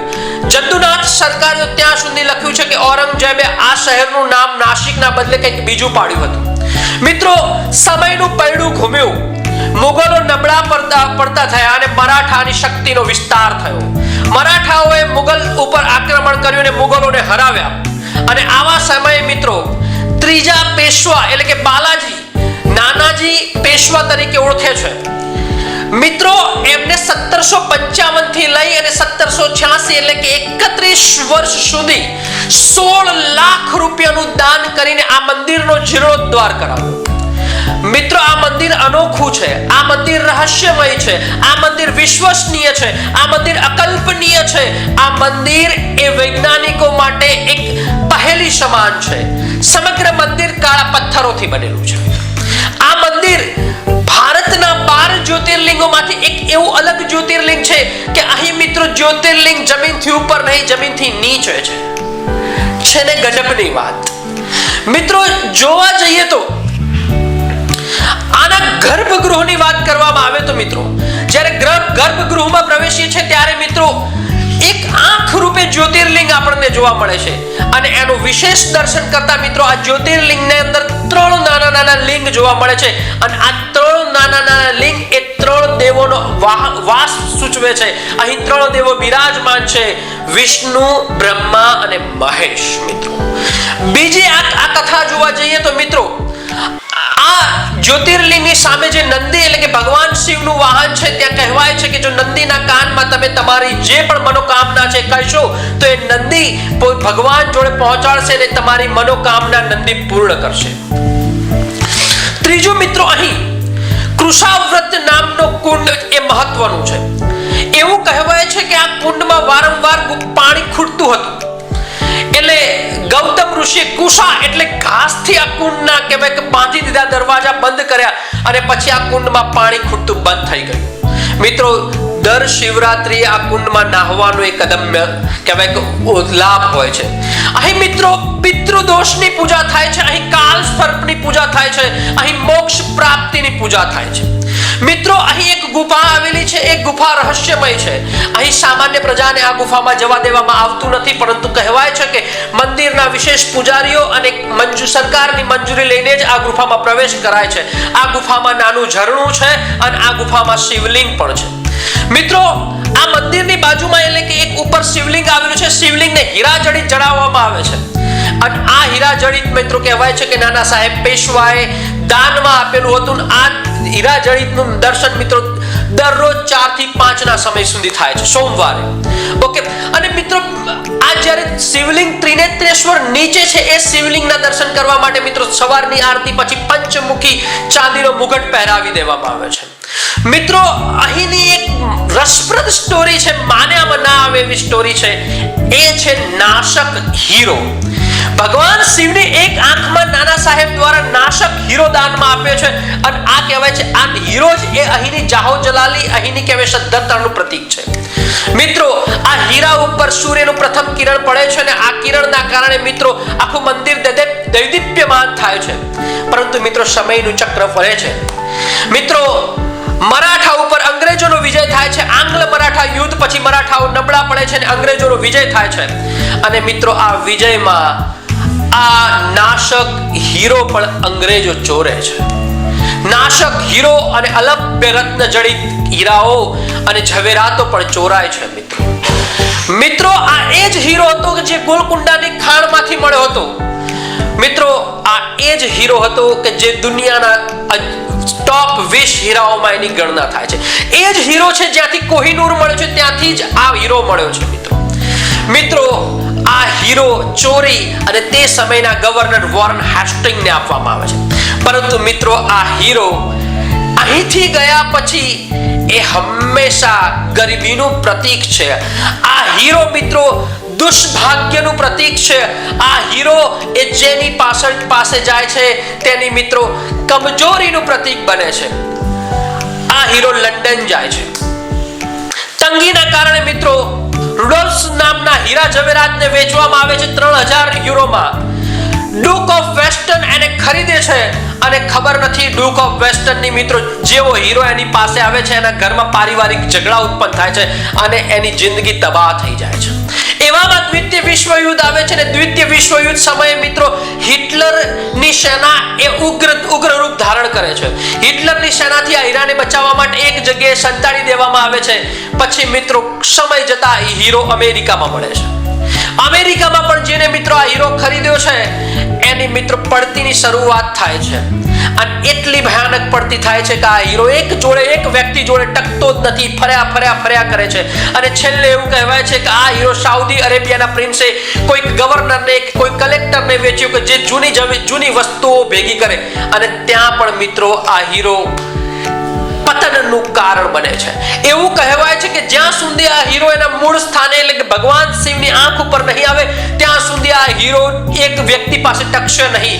અને મિત્રો જ્યારે આંખે આવશે એટલે કે મિત્રો નાસિકમાં આવશે ત્યારે નાસિકનો ફરીથી ઉદય થશે, ફરીથી નાસિક એ દૈદીપ્યમાન થશે એવું કહેવામાં આવે છે. મિત્રો તો અહીં મિત્રો આપણે મિત્રો 9મા જ્યોતિર્લિંગના આપણે સફરે જવાનું છે. 9મા જ્યોતિર્લિંગના દર્શન કરવાના છે. કહેવાય છે કે જ્યોતિર્લિંગ સ્વયં ભગવાન શિવના પરમ ભક્ત રાવણે સ્થાપ્યું છે. એ જ્યોતિર્લિંગ ઝારખંડ રાજ્યના દેવધર જિલ્લામાં આવેલું એ વૈદ્યનાથ જ્યોતિર્લિંગની આપણે આજે ચર્ચા કરવાની છે અને માણવાનું છે અને રહસ્યો જોવાના છે, એની કથાનો રસાસ્વાદ લેવાનો છે. મિત્રો ભગવાન શિવના પરમ ભક્ત રાવણને એક મારા પરમેશ્વર મારા ભગવાન શિવને હું મારી લંકામાં જ સ્થાપિત કરું તો એ પણ સ્વદેહે. તો મિત્રો આ વિચારને પરિભૂત કરવા માટે રાવણ એ કૈલાસ પર્વત પર અઘરી તપસ્યામાં લીન થયો. મિત્રો આ તપસ્યા લાંબી ચાલી અને રાવણે પ્રતીક્ષા કરી અને રાવણે મનોમન નક્કી કરી લીધું કે જેટલી લાંબી ચાલે એટલી ચાલે, પરંતુ ભગવાન શિવને પ્રસન્ન કરીશ ને કરીશ જ. મિત્રો રાવણ એક પછી એક પોતાના શિર છેદ કરીને ભગવાન શિવના ચરણોમાં અર્પણ કરવા લાગ્યો. કહ્યું કે આપ પ્રસન્ન થાઓ. મિત્રો 9 શિર છેદ કરીને ભગવાન શિવના ચરણમાં મૂકી દીધા અને 10મા શિર છેદ કરવા જતા ભગવાન શિવ ખુદ પ્રગટ થયા. ભગવાન શિવે કહ્યું હું તારી પ્રતીક્ષા તારી પ્રતિજ્ઞાથી હું પ્રસન્ન થયો છું, તારી તપસ્યાથી હું પ્રસન્ન થયો છું. માગ, તારે જે વર માંગવું હોય, જે વરદાન માંગવું હોય તે માગ. રાવણે કહ્યું હે પ્રભુ આપ મારી લંકામાં બિરાજમાન થાઓ. શિવે કહ્યું, લે આ જ્યોતિર્લિંગ તારી લંકામાં સ્થાપજે, પૂજા કરજે અને એ તારી લંકામાં હું બિરાજમાન થઈશ. રાવણે કહ્યું કે આ રીતે નહીં પ્રભુ, સદેહે બિરાજમાન થાઓ. શિવે કહ્યું, ઠીક છે, મારો દેહ આ શિવલિંગમાં હું મૂકી દઉં છું અને આ શિવલિંગ તને આપું છું. આ શિવલિંગ તું તારા લંકામાં સ્થાપજે, તારી લંકામાં પૂજા કરજે. બસ એ મારો સદેહ નિવાસ હશે. પરંતુ એક શરત છે, આ શિવલિંગ તારી લંકામાં લઈ જતી વખતે ક્યાંય જમીન પર મૂકતો નહીં, નહીં તો એ સમજજે કે આ તારા વર એ નિષ્ફળ જશે, તારું વરદાન, તને આપેલું વરદાન એ નિષ્ફળ જશે. રાવણે સ્વીકાર કર્યો કે મને રોકવા વાળું કોણ છે આ જગતમાં? આ શિવલિંગને મને લંકામાં સ્થાપવાથી રોકવા વાળું છે કોણ? અને મિત્રો, કસોટી સ્ટાર્ટ થઈ. કૈલાસ પર્વત ઉપરથી શિવલિંગ લઈ અને લંકા તરફ વધ્યો. મિત્રો, દેવો વિચારમાં પડ્યા. દેવોને લાગ્યું કે જો આ શિવલિંગ લંકામાં સ્થપાઈ જશે તો અજય અમર થઈ જશે, લંકાનો પછી કઈ બગાડી નહીં શકાય, લંકાપતિ રાવણ એ ઉન્મત્ત થઈ જશે. મિત્રો, સૌપ્રથમ ગણેશે વિઘ્નોની શરૂઆત કરી, વચ્ચે કાંટા નાખ્યા, કાંટાળો રસ્તો લાવ્યો, પરંતુ આ તો રાવણ હતો, ડગે નહીં. પછી મિત્રો, મહેશ એટલે કે વિષ્ણુએ કીધું, હે ઇન્દ્રદેવ, હે વરુણદેવ, આપ રાવણના શરીરમાં બિરાજો અને એને તૃષા ઉત્પન્ન કરો, એને પ્યાસ ઉત્પન્ન કરો અને એના શરીરમાં પાણી લાવી દો. અને મિત્રો, ઇન્દ્ર એટલે કે વરુણ એના શરીરમાં પ્રવેશ કરે છે અને એના શરીરમાં પાણીનો ભરાવો કરી દે છે. અને મિત્રો, રાવણને મૂત્ર વિસર્જન માટે મજબૂર કરી દે છે. અને મિત્રો, રાવણ એ પોતાની કહેવાય કે વર ભૂલે છે અને મૂત્ર વિસર્જન કરવા જતા એ શિવલિંગ મૂકે છે. એટલે કે શિવલિંગ એક બાળકને આપે છે. એ વૈજનાથનો બાળક હોય છે અને એ બાળક એ સ્વયં વિષ્ણુ હોય છે. કારણ કે વિષ્ણુને ખબર છે કે રાવણ એમને એમ તો નહીં મૂકે, તો એ બાળકને આપે છે. કહે છે કે જ્યાં સુધી હું મૂત્ર વિસર્જન ન કરી દઉં ત્યાં સુધી આ શિવલિંગને તું પૃથ્વી પર ન મૂકતો. અને મિત્રો, એ મૂત્ર વિસર્જન કરવા જાય છે અને આ વૈજ એટલે કે આ બાળક, આ ગ્લાની નામનો બાળક, ગ્લાની બાળક એ શિવલિંગને દગાથી કહેવાય કે મૂકી દે છે. અને આ એ જ જગ્યા વૈદ્યનાથ. અને હજી આ મંદિરના પ્રટાંગણમાં રાવણ તળાવ છે જ્યાં મૂત્ર વિસર્જન કર્યું હતું રાવણે.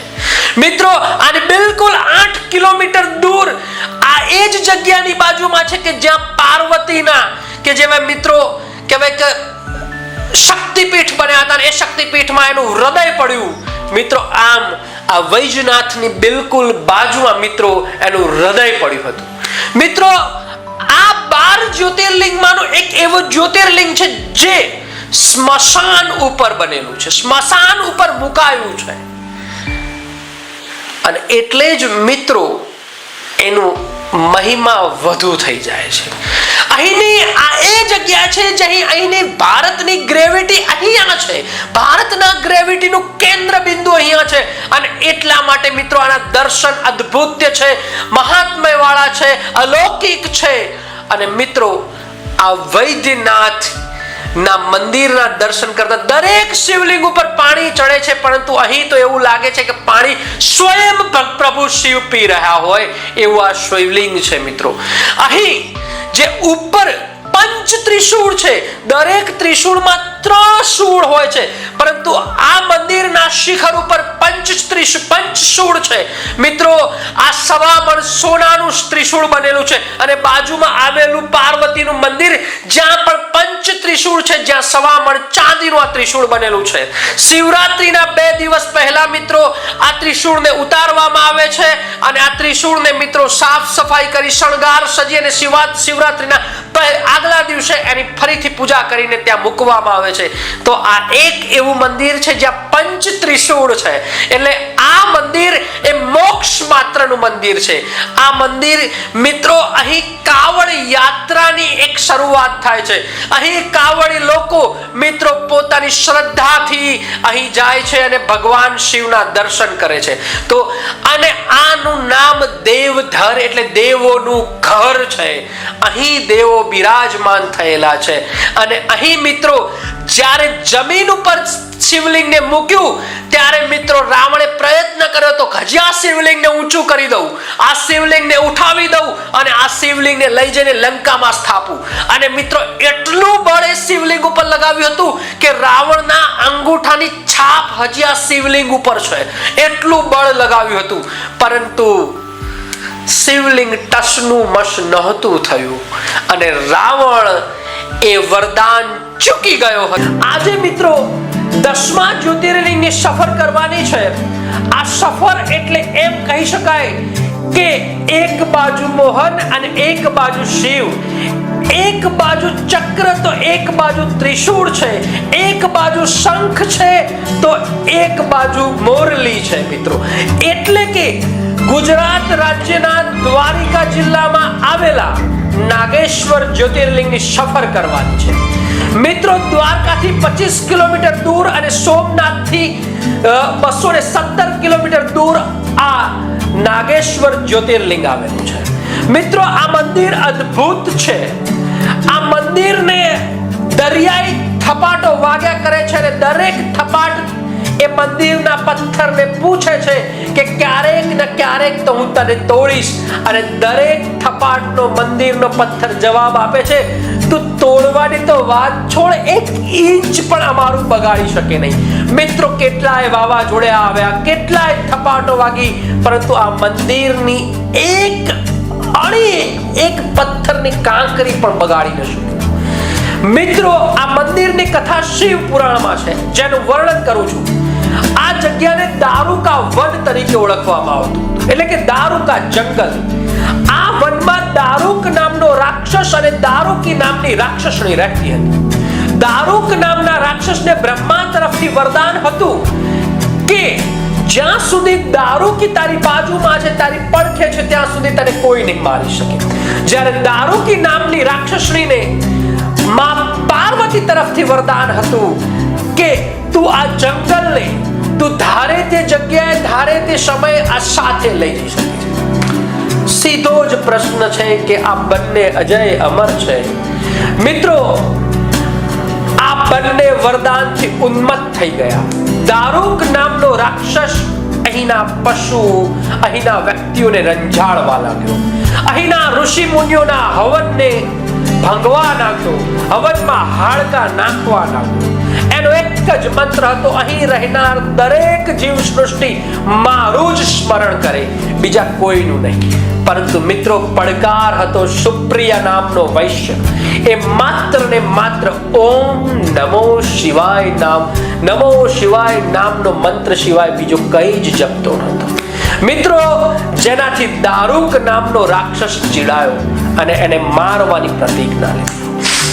મિત્રો એક દિવસ સુપ્રિય નામનો વૈશ્ય હોડી લઈને જતો હતો ત્યારે દારૂક નામના રાક્ષસને પકડ્યો અને એને કારાગારમાં પૂરી દીધો અને કહી દીધું કે હવે ઓમ નમઃ શિવાય એ તારા માટે એક મંત્ર જપતો નહીં તો તારું મૃત્યુ નક્કી છે. પરંતુ પરવા કોની છે? મારો ભોળાનાથ છે, મારો શંકર છે. માત્ર ને માત્ર એક જ મંત્રનું જપ સુપ્રિય માટે, ઓમ નમો શિવાય. મિત્રો આ મંત્રથી ત્યાંના બીજા લોકો, એટલે કે જે બીજા કારાગારમાં બંદી હતા એમને પણ પ્રેરણા મળી અને એ લોકો પણ ઓમ નમો શિવાય જપવા લાગ્યા. અહીં તો દારૂક નામના રાક્ષસનો દાવ અવળો પડ્યો અહીં તો વાયરસ ફેલાયો કહેવાય કે ઓમ નમો શિવાયનો. મિત્રો અને પછી નક્કી કર્યું કે હવે મૃત્યુદંડની સજા સિવાય કોઈ વિકલ્પ નથી. છતાંય મિત્રો એક જ મંત્રનો જાપ, ઓમ નમો શિવાય. અને મિત્રો આ મંત્રના જાપથી ખુદ શિવ પ્રગટ થયા. અને શિવ પ્રગટ થયા કે સુપ્રિય, તારી ભક્તિથી હું ખરેખર ભાવ વિભોર છું, તું માંગ.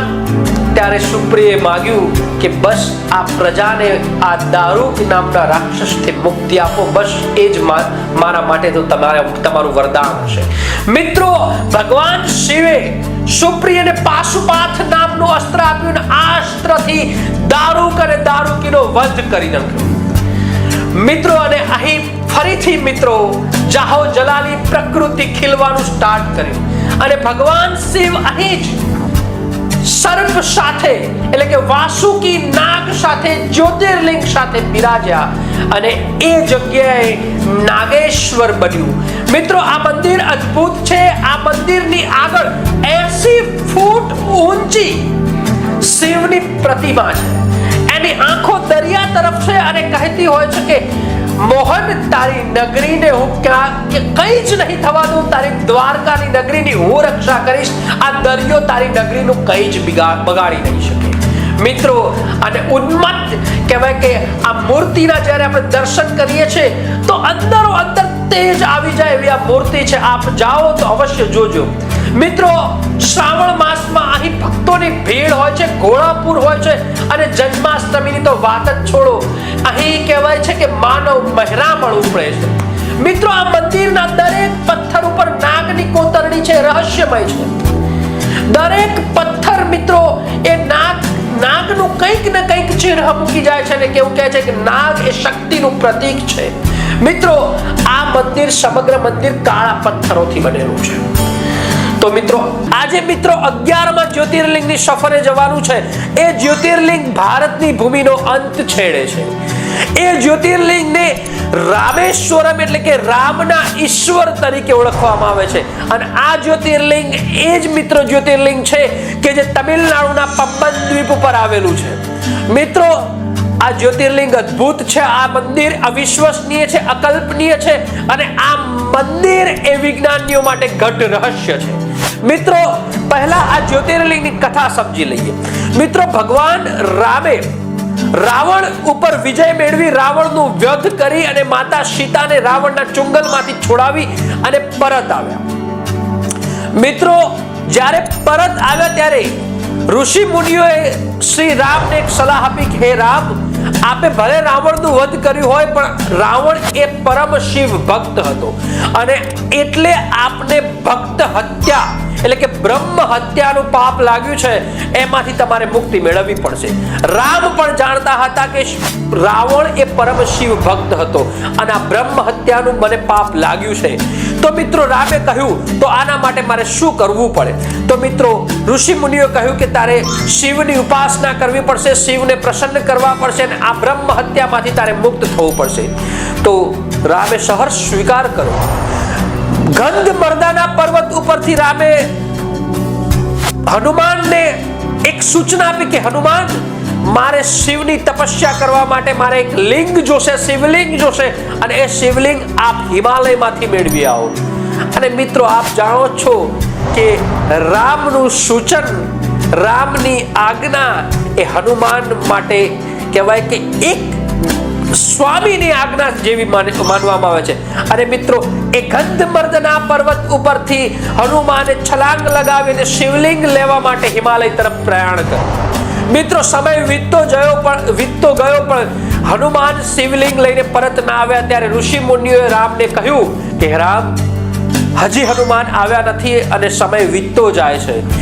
તો આના ઉપાય તરીકે માતા સીતાને આપ કહો કે જે રામેશ્વરમ એટલે કે દરિયાની માટીમાંથી એક જે દરિયાના કિનારે જે માટી છે એમાંથી શિવલિંગ બનાવે અને શિવલિંગની પૂજા સ્ટાર્ટ કરી અને આપણે આ બ્રહ્મ હત્યામાંથી મુક્તિ મેળવવાની શરૂઆત કરી દઈએ.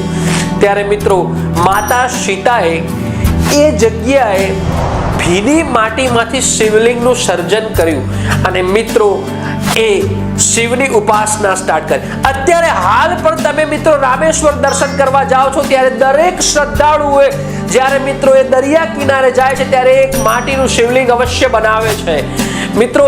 અને આ શરૂઆત સ્ટાર્ટ કરી અને ભગવાન શિવની તપસ્યા સ્ટાર્ટ કરી અને મિત્રો આ તપસ્યા પૂર્ણ થઈ અને શિવ પ્રસન્ન પણ થયા.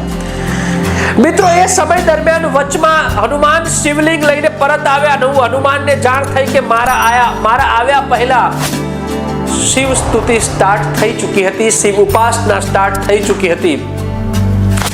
ત્યારે મિત્રો હનુમાનને દુઃખ લાગ્યું કે હું મારા સ્વામીની સૂચનાનું પાલન સંપૂર્ણ ન કરી શક્યો. ત્યારે રામે કહ્યું કે નહીં હનુમાન, તારા આ લાવેલા શિવલિંગની પ્રથમ પૂજા થશે ને પછી સીતા માતાએ બનાવેલા શિવલિંગની પૂજા થશે અને તારા શિવલિંગને વિશ્વ જ્યોતિર્લિંગમ તરીકે ઉલ્લેખ થશે. અને મિત્રો અત્યારે હાલ પણ તમે જાઓ છો ત્યારે પ્રથમ હનુમાને લાવેલા શિવલિંગની પૂજા થાય છે અને પછી મિત્રો એ સીતા માતાએ બનાવેલા શિવલિંગની પૂજા થાય છે. આ રીતે મિત્રો આ જ્યોતિર્લિંગને રામેશ્વર, રામના ઈશ્વર તરીકે પૂજવામાં આવે છે. મિત્રો આ મંદિરની કથા જોવા જઈએ તો 1173 માં શ્રીલંકાના રાજા પરાક્રમે આ મંદિરને બંધાવ્યું હોય એવું માનવામાં આવે છે. મિત્રો આ મંદિરના જે 4 દરવાજા છે, ઉત્તર, દક્ષિણ, પૂર્વ અને પશ્ચિમ, આ ચારે ગલિયારા મિત્રો આ મંદિરના વિશ્વના સૌથી મોટા મંદિરના ગલિયારા તરીકે પૂજાય છે.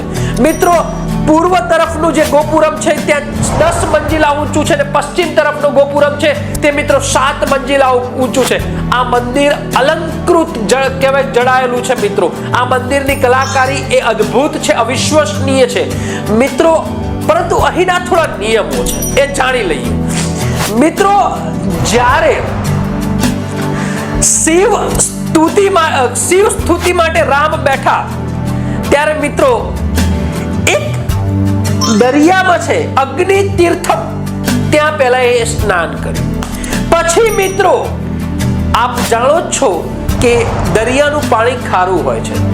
એ પછી મિત્રો ભગવાન રામે 22 તીર મારી અને 22 કુંડ ઉભા કર્યા અને 22 કુંડમાં મીઠું પાણી આવ્યું. અકલ્પનીય, અવિશ્વસનીય, બિલકુલ દરિયો નજીક અને કુંડમાંથી કેવી રીતે મીઠું પાણી, દરેક પાણીનો સ્વાદ અલગ, દરેક પાણી અલગ મિત્રો. અને પછી આ 22 કુંડમાં સ્નાન કરી અને શ્રી રામ એ ભગવાન શિવની સ્તુતિ માટે બેઠા હતા. એટલે મિત્રો તમારે સૌપ્રથમ અગ્નિ તીર્થમમાં સ્નાન કરવું પડે કે જે ઉત્તરના દરવાજે છે. મિત્રો અગ્નિ તીર્થમને સ્નાન કર્યા પછી 22 કુંડોના પાણીમાં તમારે સ્નાન કરી પછી મિત્રો કપડા બદલી અને મિત્રો તમારે કહેવાય કે શિવના જ્યોતિર્લિંગ તરફ તમારે પૂજા માટે જવું પડે છે. મિત્રો અહીં એક સ્ફટિક મણિ છે. એવું કહેવાય છે કે આ સ્ફટિક મણિ એ ભગવાન શિવના સર્પ વાસુકીની છે અને એની પણ પૂજા થાય છે. મિત્રો અહીં આવેલું કે જે કે સેતુ છે એ સેતુની ચર્ચા કરી લઈએ. મિત્રો આ સેતુ પમ્બન દ્વીપ થી લઈને શ્રીલંકાના મન્નાર દ્વીપ સુધી 48 કિલોમીટર લાંબો છે. આ સેતુ રહસ્યમય છે. મિત્રો 2002 માં નાસાએ રિસર્ચ કર્યું કે આ સેતુ એ પ્રાકૃતિક રીતે નિર્માણ નથી થયો પરંતુ કોઈ મનુષ્ય દ્વારા નિર્માણ થયો છે. અને એ મિત્રો સાબિતી આપી કે આ કોઈ મનુષ્ય એટલે કે રામનો સેતુ બનાવેલો છે. પછી મિત્રો નાસા ફરી ગયું. નાસાએ કહ્યું કે નહીં, આ પ્રકૃતિથી નિર્માણ થયું છે. માની લીધું, કોઈ ચિંતા નથી. મિત્રો જ્યારે માનનીય મનમોહન સિંહની સરકાર હતી ત્યારે એક સુઝાવ આવ્યો કે આ સેતુને વચ્ચેથી કાપીએ અને અહીંથી મિત્રો એક આખું ગલિયારો બનાવીએ અને અહીંથી જહાજો જાય અને મિત્રો ભારતની સમૃદ્ધિ વધે. પરંતુ મિત્રો શ્રદ્ધાળુઓએ આનો વિરોધ કર્યો. કોઈ પ્રકૃતિએ વિરોધ કર્યો કે અહીં કેટલી દુર્લભ પ્રજાતિઓ વસે છે એટલે તમે અહીંથી મિત્રો કોઈ ગલિયારો કાઢશો નહીં. અને મિત્રોને સહર્ષ સ્વીકાર કરીને આ યોજના બંધ કરી. 2017 માં ફરીથી નાસાએ અને ઈસરોએ સ્વીકાર્યું કે આ રામ સેતુ એ મનુષ્યનું નિર્માણ છે. તો આ રામ સેતુ કેવી રીતે બન્યો એની કથા સ્ટાર્ટ કરીએ. મિત્રો ભગવાન રામને એક સૂચના મળે છે, એક સમાચાર મળે છે અને એક જાણકારી મળે છે કે માતા સીતા એ શ્રીલંકામાં રાવણના ચંગુલમાં છે અને રાવણના ચંગુલમાંથી છોડાવવા માટે પોતાની સેનાને લઈને જવા માટે મિત્રો એક સેતુનું નિર્માણ કરવું પડશે. તો પહેલા તો રામ વિચારે છે કે અરે સેતુની કોઈ જરૂર નથી, હું એક તીર મારું છું અને દરિયો પોતાની જગ્યા કરી લે છે. અને તીર મિત્રો ઉઠાવે છે ત્યારે સમુદ્ર દેવતા ઉત્પન્ન થાય છે કે હે ભગવાન રામ, હું અમર છું, હું એવી રીતે તમને નહીં જગ્યા આપી શકું, પરંતુ તમને એક સલાહ આપું છું કે તમારી જે વાનર સેના છે એમાં નલ અને નીલ એ ભગવાન વિશ્વકર્માના પુત્રો છે અને નલ અને નીલને એક શ્રાપ કહો તો એવો શ્રાપ છે કે કોઈ પણ વસ્તુ દરિયામાં નાખશે તો એ તરશે અને આપસમાં જોડાઈ જશે. મિત્રો આ શ્રાપ અત્યારે માટે વરદાન છે તમારા માટે, શ્રી રામને એવું કહે છે. અને શ્રી રામ મિત્રો ગંધમર્દના પર્વત ઉપરથી દરેક વાનર સેનાને ભેગી કરે છે અને શરૂઆત કરે છે કે એક એક પથ્થર લાવવો અને એ પથ્થર મિત્રો નલ અને નીલ દ્વારા 48 કિલોમીટરનો સેતુ બનાવ્યો માત્ર 5 જ કિમી. ફરીથી મિત્રો પ્રશ્ન કે અહીં એવો કોઈ પર્વત નથી તો આ પથ્થરો લાવ્યા ક્યાંથી?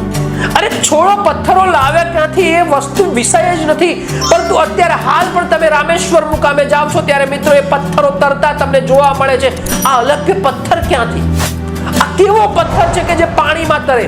તો પછી વિજ્ઞાનીઓએ એક સાબિત કર્યું કે વિજ્ઞાનીઓએ કીધું કે પ્યુમિસ નામનો પથ્થર છે. આ જ્યારે જ્વાળામુખી ફાટે છે ત્યારે જ્વાળામુખીની અંદરથી મિત્રો પથ્થરો પણ નીકળે છે અને પથ્થરોમાં મિત્રો આગ ભરાઈ રહે છે અને આગ જ્યારે ધીરે ધીરે હવાના સંપર્કમાં આવે છે ત્યારે હવા બહાર નીકળવાનો પ્રયત્ન કરે છે, પાણીના સંપર્કમાં આવે છે ત્યારે હવા બહાર નીકળવાનો પ્રયત્ન કરે છે. પરંતુ મિત્રો જ્યારે સંપૂર્ણ પાણીના સંપર્કમાં આવી જાય ત્યારે એ જ્વાળામુખીના થોડાક વાયુના કણો એ પ્યુમિસ પથ્થરમાં રહી જાય છે અને પછી એના કારણે આ મિત્રો પથ્થર તરે છે. ફરીથી પ્રશ્નાર્થ એ જ, અહીં એક જ્વાળામુખી ફાટ્યો જ નથી તો એ જ્વાળામુખીમાં પ્યુમિસ પથ્થર કેવી રીતે આવ્યો? હાજી મિત્રો, એ શ્રદ્ધાનો વિષય છે, વિજ્ઞાનીઓ પડ્યા છે તો એમાં નિષ્ફળતા મળી છે. પરંતુ મિત્રો આ રામ સેતુ છે, આ જ્યોતિર્લિંગ છે, એ અદ્ભુત છે, અવિશ્વસનીય છે, અકલ્પનીય છે. મિત્રો આ અંતિમ જ્યોતિર્લિંગ એટલે કે 12મા જ્યોતિર્લિંગની સફર કરવાની છે. આ સફર દૂર નહીં, ગુજરાતના પડોશી રાજ્ય મહારાષ્ટ્રના ઔરંગાબાદ જિલ્લાના વેરુલ ગામે જાય છે. મિત્રો આ જ્યોતિર્લિંગની કહાની કંઈક અલગ છે. એક સ્ત્રીએ ભગવાન શિવને મજબૂર કરી દીધા. એક સ્ત્રીની હઠ, એક સ્ત્રીની શક્તિ અને એક સ્ત્રીનું ધૈર્યની આ કહાની છે. અહીંના એક પવન એ શિવમય છે. અહીંના એક પથ્થર એ શિવ મંત્ર જપતા હોય એવો અનુભવ કરાવે છે. અહીંના એક પ્રાકૃતિક ડાળીઓ એ શિવમાં તલ્લીન હોય એવો અનુભવ છે. મિત્રો આ જ્યોતિર્લિંગ એટલે ધૃષ્ણેશ્વર જ્યોતિર્લિંગ.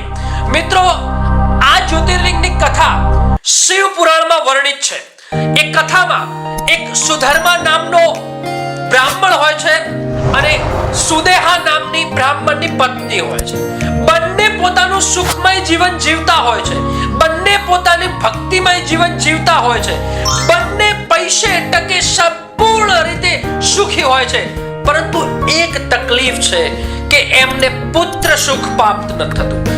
મિત્રો એમને પૃથ્વી ઉપરના દરેક પથ્થરને પૂજ્યા, દરેક દેવસ્થાનને પૂજ્યું, પરંતુ મિત્રો એમને પુત્ર સુખ પ્રાપ્ત ન થયું. પછી મિત્રો સુધર્મા નામના બ્રાહ્મણે જોયું અને જોતા મિત્રો એવું જણાયું કે એની પત્ની એટલે સુદેહા ના ભાગ્યમાં પુત્ર સુખ નથી.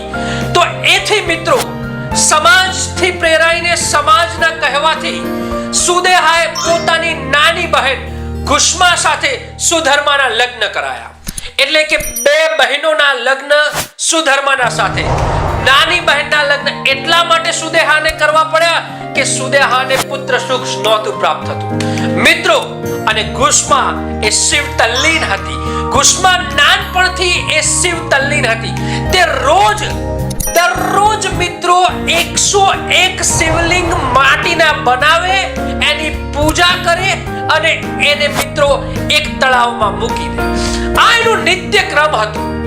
મિત્રો એક દિવસ આ ક્રમથી આકર્ષાઈને આ પરાક્રમથી આકર્ષાઈને મજબૂર થયા શિવ અને પ્રગટ થયા અને કહ્યું કે હું તારી ભક્તિથી, હું તારી આસ્થાથી તારી સમક્ષ ઊભો છું, માગ તે ત્યાં. ત્યારે મિત્રો ગુસ્માએ કહ્યું કે મારી મોટી બહેનને પુત્ર સુખ નથી, તો એ પુત્ર સુખ મને પણ આપો. મિત્રો ભગવાન શિવે વરદાન આપ્યું કે ચાલો તમને પણ પુત્ર સુખ મળશે. મિત્રો પરંતુ સ્ત્રી સ્વભાવ સુદેહા હવે મિત્રો ઈર્ષ્યા કરવા લાગી કે મને પુત્ર સુખ ના મળ્યું અને મારી નાની બહેન ગુસ્માને પુત્ર સુખ મળ્યું, જે યોગ્ય નથી. તો મિત્રો એક દિવસ સુદેહાએ એના પુત્રનો કત્લેઆમ ખૂન કર્યું અને એના પુત્રને નજીક આવેલા તળાવમાં ફેંકી દીધો મારીને. પરંતુ ગુસ્મા ઉપર કઈ જ અસર નહીં, બસ શિવમાં તલ્લીન, દરરોજ 101 શિવલિંગ બનાવે અને 101 શિવલિંગની પૂજા કરે અને આ એનો નિત્યક્રમ. ફરીથી ભગવાન પ્રસન્ન થયા. ભગવાને કહ્યું કે બોલ ગુસ્મા, તારે શું જોઈએ છે? તો ફક્ત એક જ જવાબ, મને મારો પુત્ર પરત જોઈએ. મિત્રો શિવે કહ્યું ચાલ, તને તારા પુત્રને ફરીથી હું સજીવન કરું છું ને તું રોજ આ 101 શિવલિંગની પૂજા કરે છે, બનાવે છે અને પૂજા કરે છે, એનું પણ નિરાકરણ લાવ. હું ખુદ શિવલિંગ તરીકે અહીં બિરાજું છું અને તું રોજ મારી પૂજા કરજે. અને આવી રીતે મિત્રો 12મું જ્યોતિર્લિંગ એક સ્ત્રીની ભક્તિથી, એક સ્ત્રીના ધૈર્યથી વેરુળ ગ્રામે કૃષ્ણેશ્વર નામનું જ્યોતિર્લિંગમાં શિવને ખુદ આવવું પડ્યું. મિત્રો આ જ્યોતિર્લિંગ ભારતમાંનું એક એવું જ્યોતિર્લિંગ છે જેની બાજુમાં વિશ્વ ધરોહર આવેલી છે અને એ વિશ્વ ધરોહર એટલે ઇલોરાની ગુફાઓ. અહીંથી મિત્રો માત્ર 8 કિલોમીટરના સ્થળે ઇલોરાની ગુફાઓ આવેલી છે. મિત્રો હજી આપ જાઓ તો અહીં જે તળાવમાં જે કેમ કે શિવલિંગની પૂજા કરતી હતી અને જે તળાવમાં સુદેહાએ પુત્રને મારીને ફેંક્યો હતો અને એ જ તળાવમાંથી પુત્રને સજીવન કરેલું એ તળાવ પણ હજી છે. તો આપ જ્યારે પણ કૃષ્ણેશ્વર જાઓ ત્યારે મિત્રો અહીંનું અદ્ભુત વાતાવરણ, અહીંની કોતરણી, દરેક પથ્થર બોલતો એવું લાગે છે. અને અહીં એવું કહેવાય છે કે 101 વખત મંદિરની પ્રદક્ષિણા કરવી પડે. મિત્રો આ મંદિર પણ મોગલ આક્રાંતાઓથી અછૂતું નથી રહ્યું.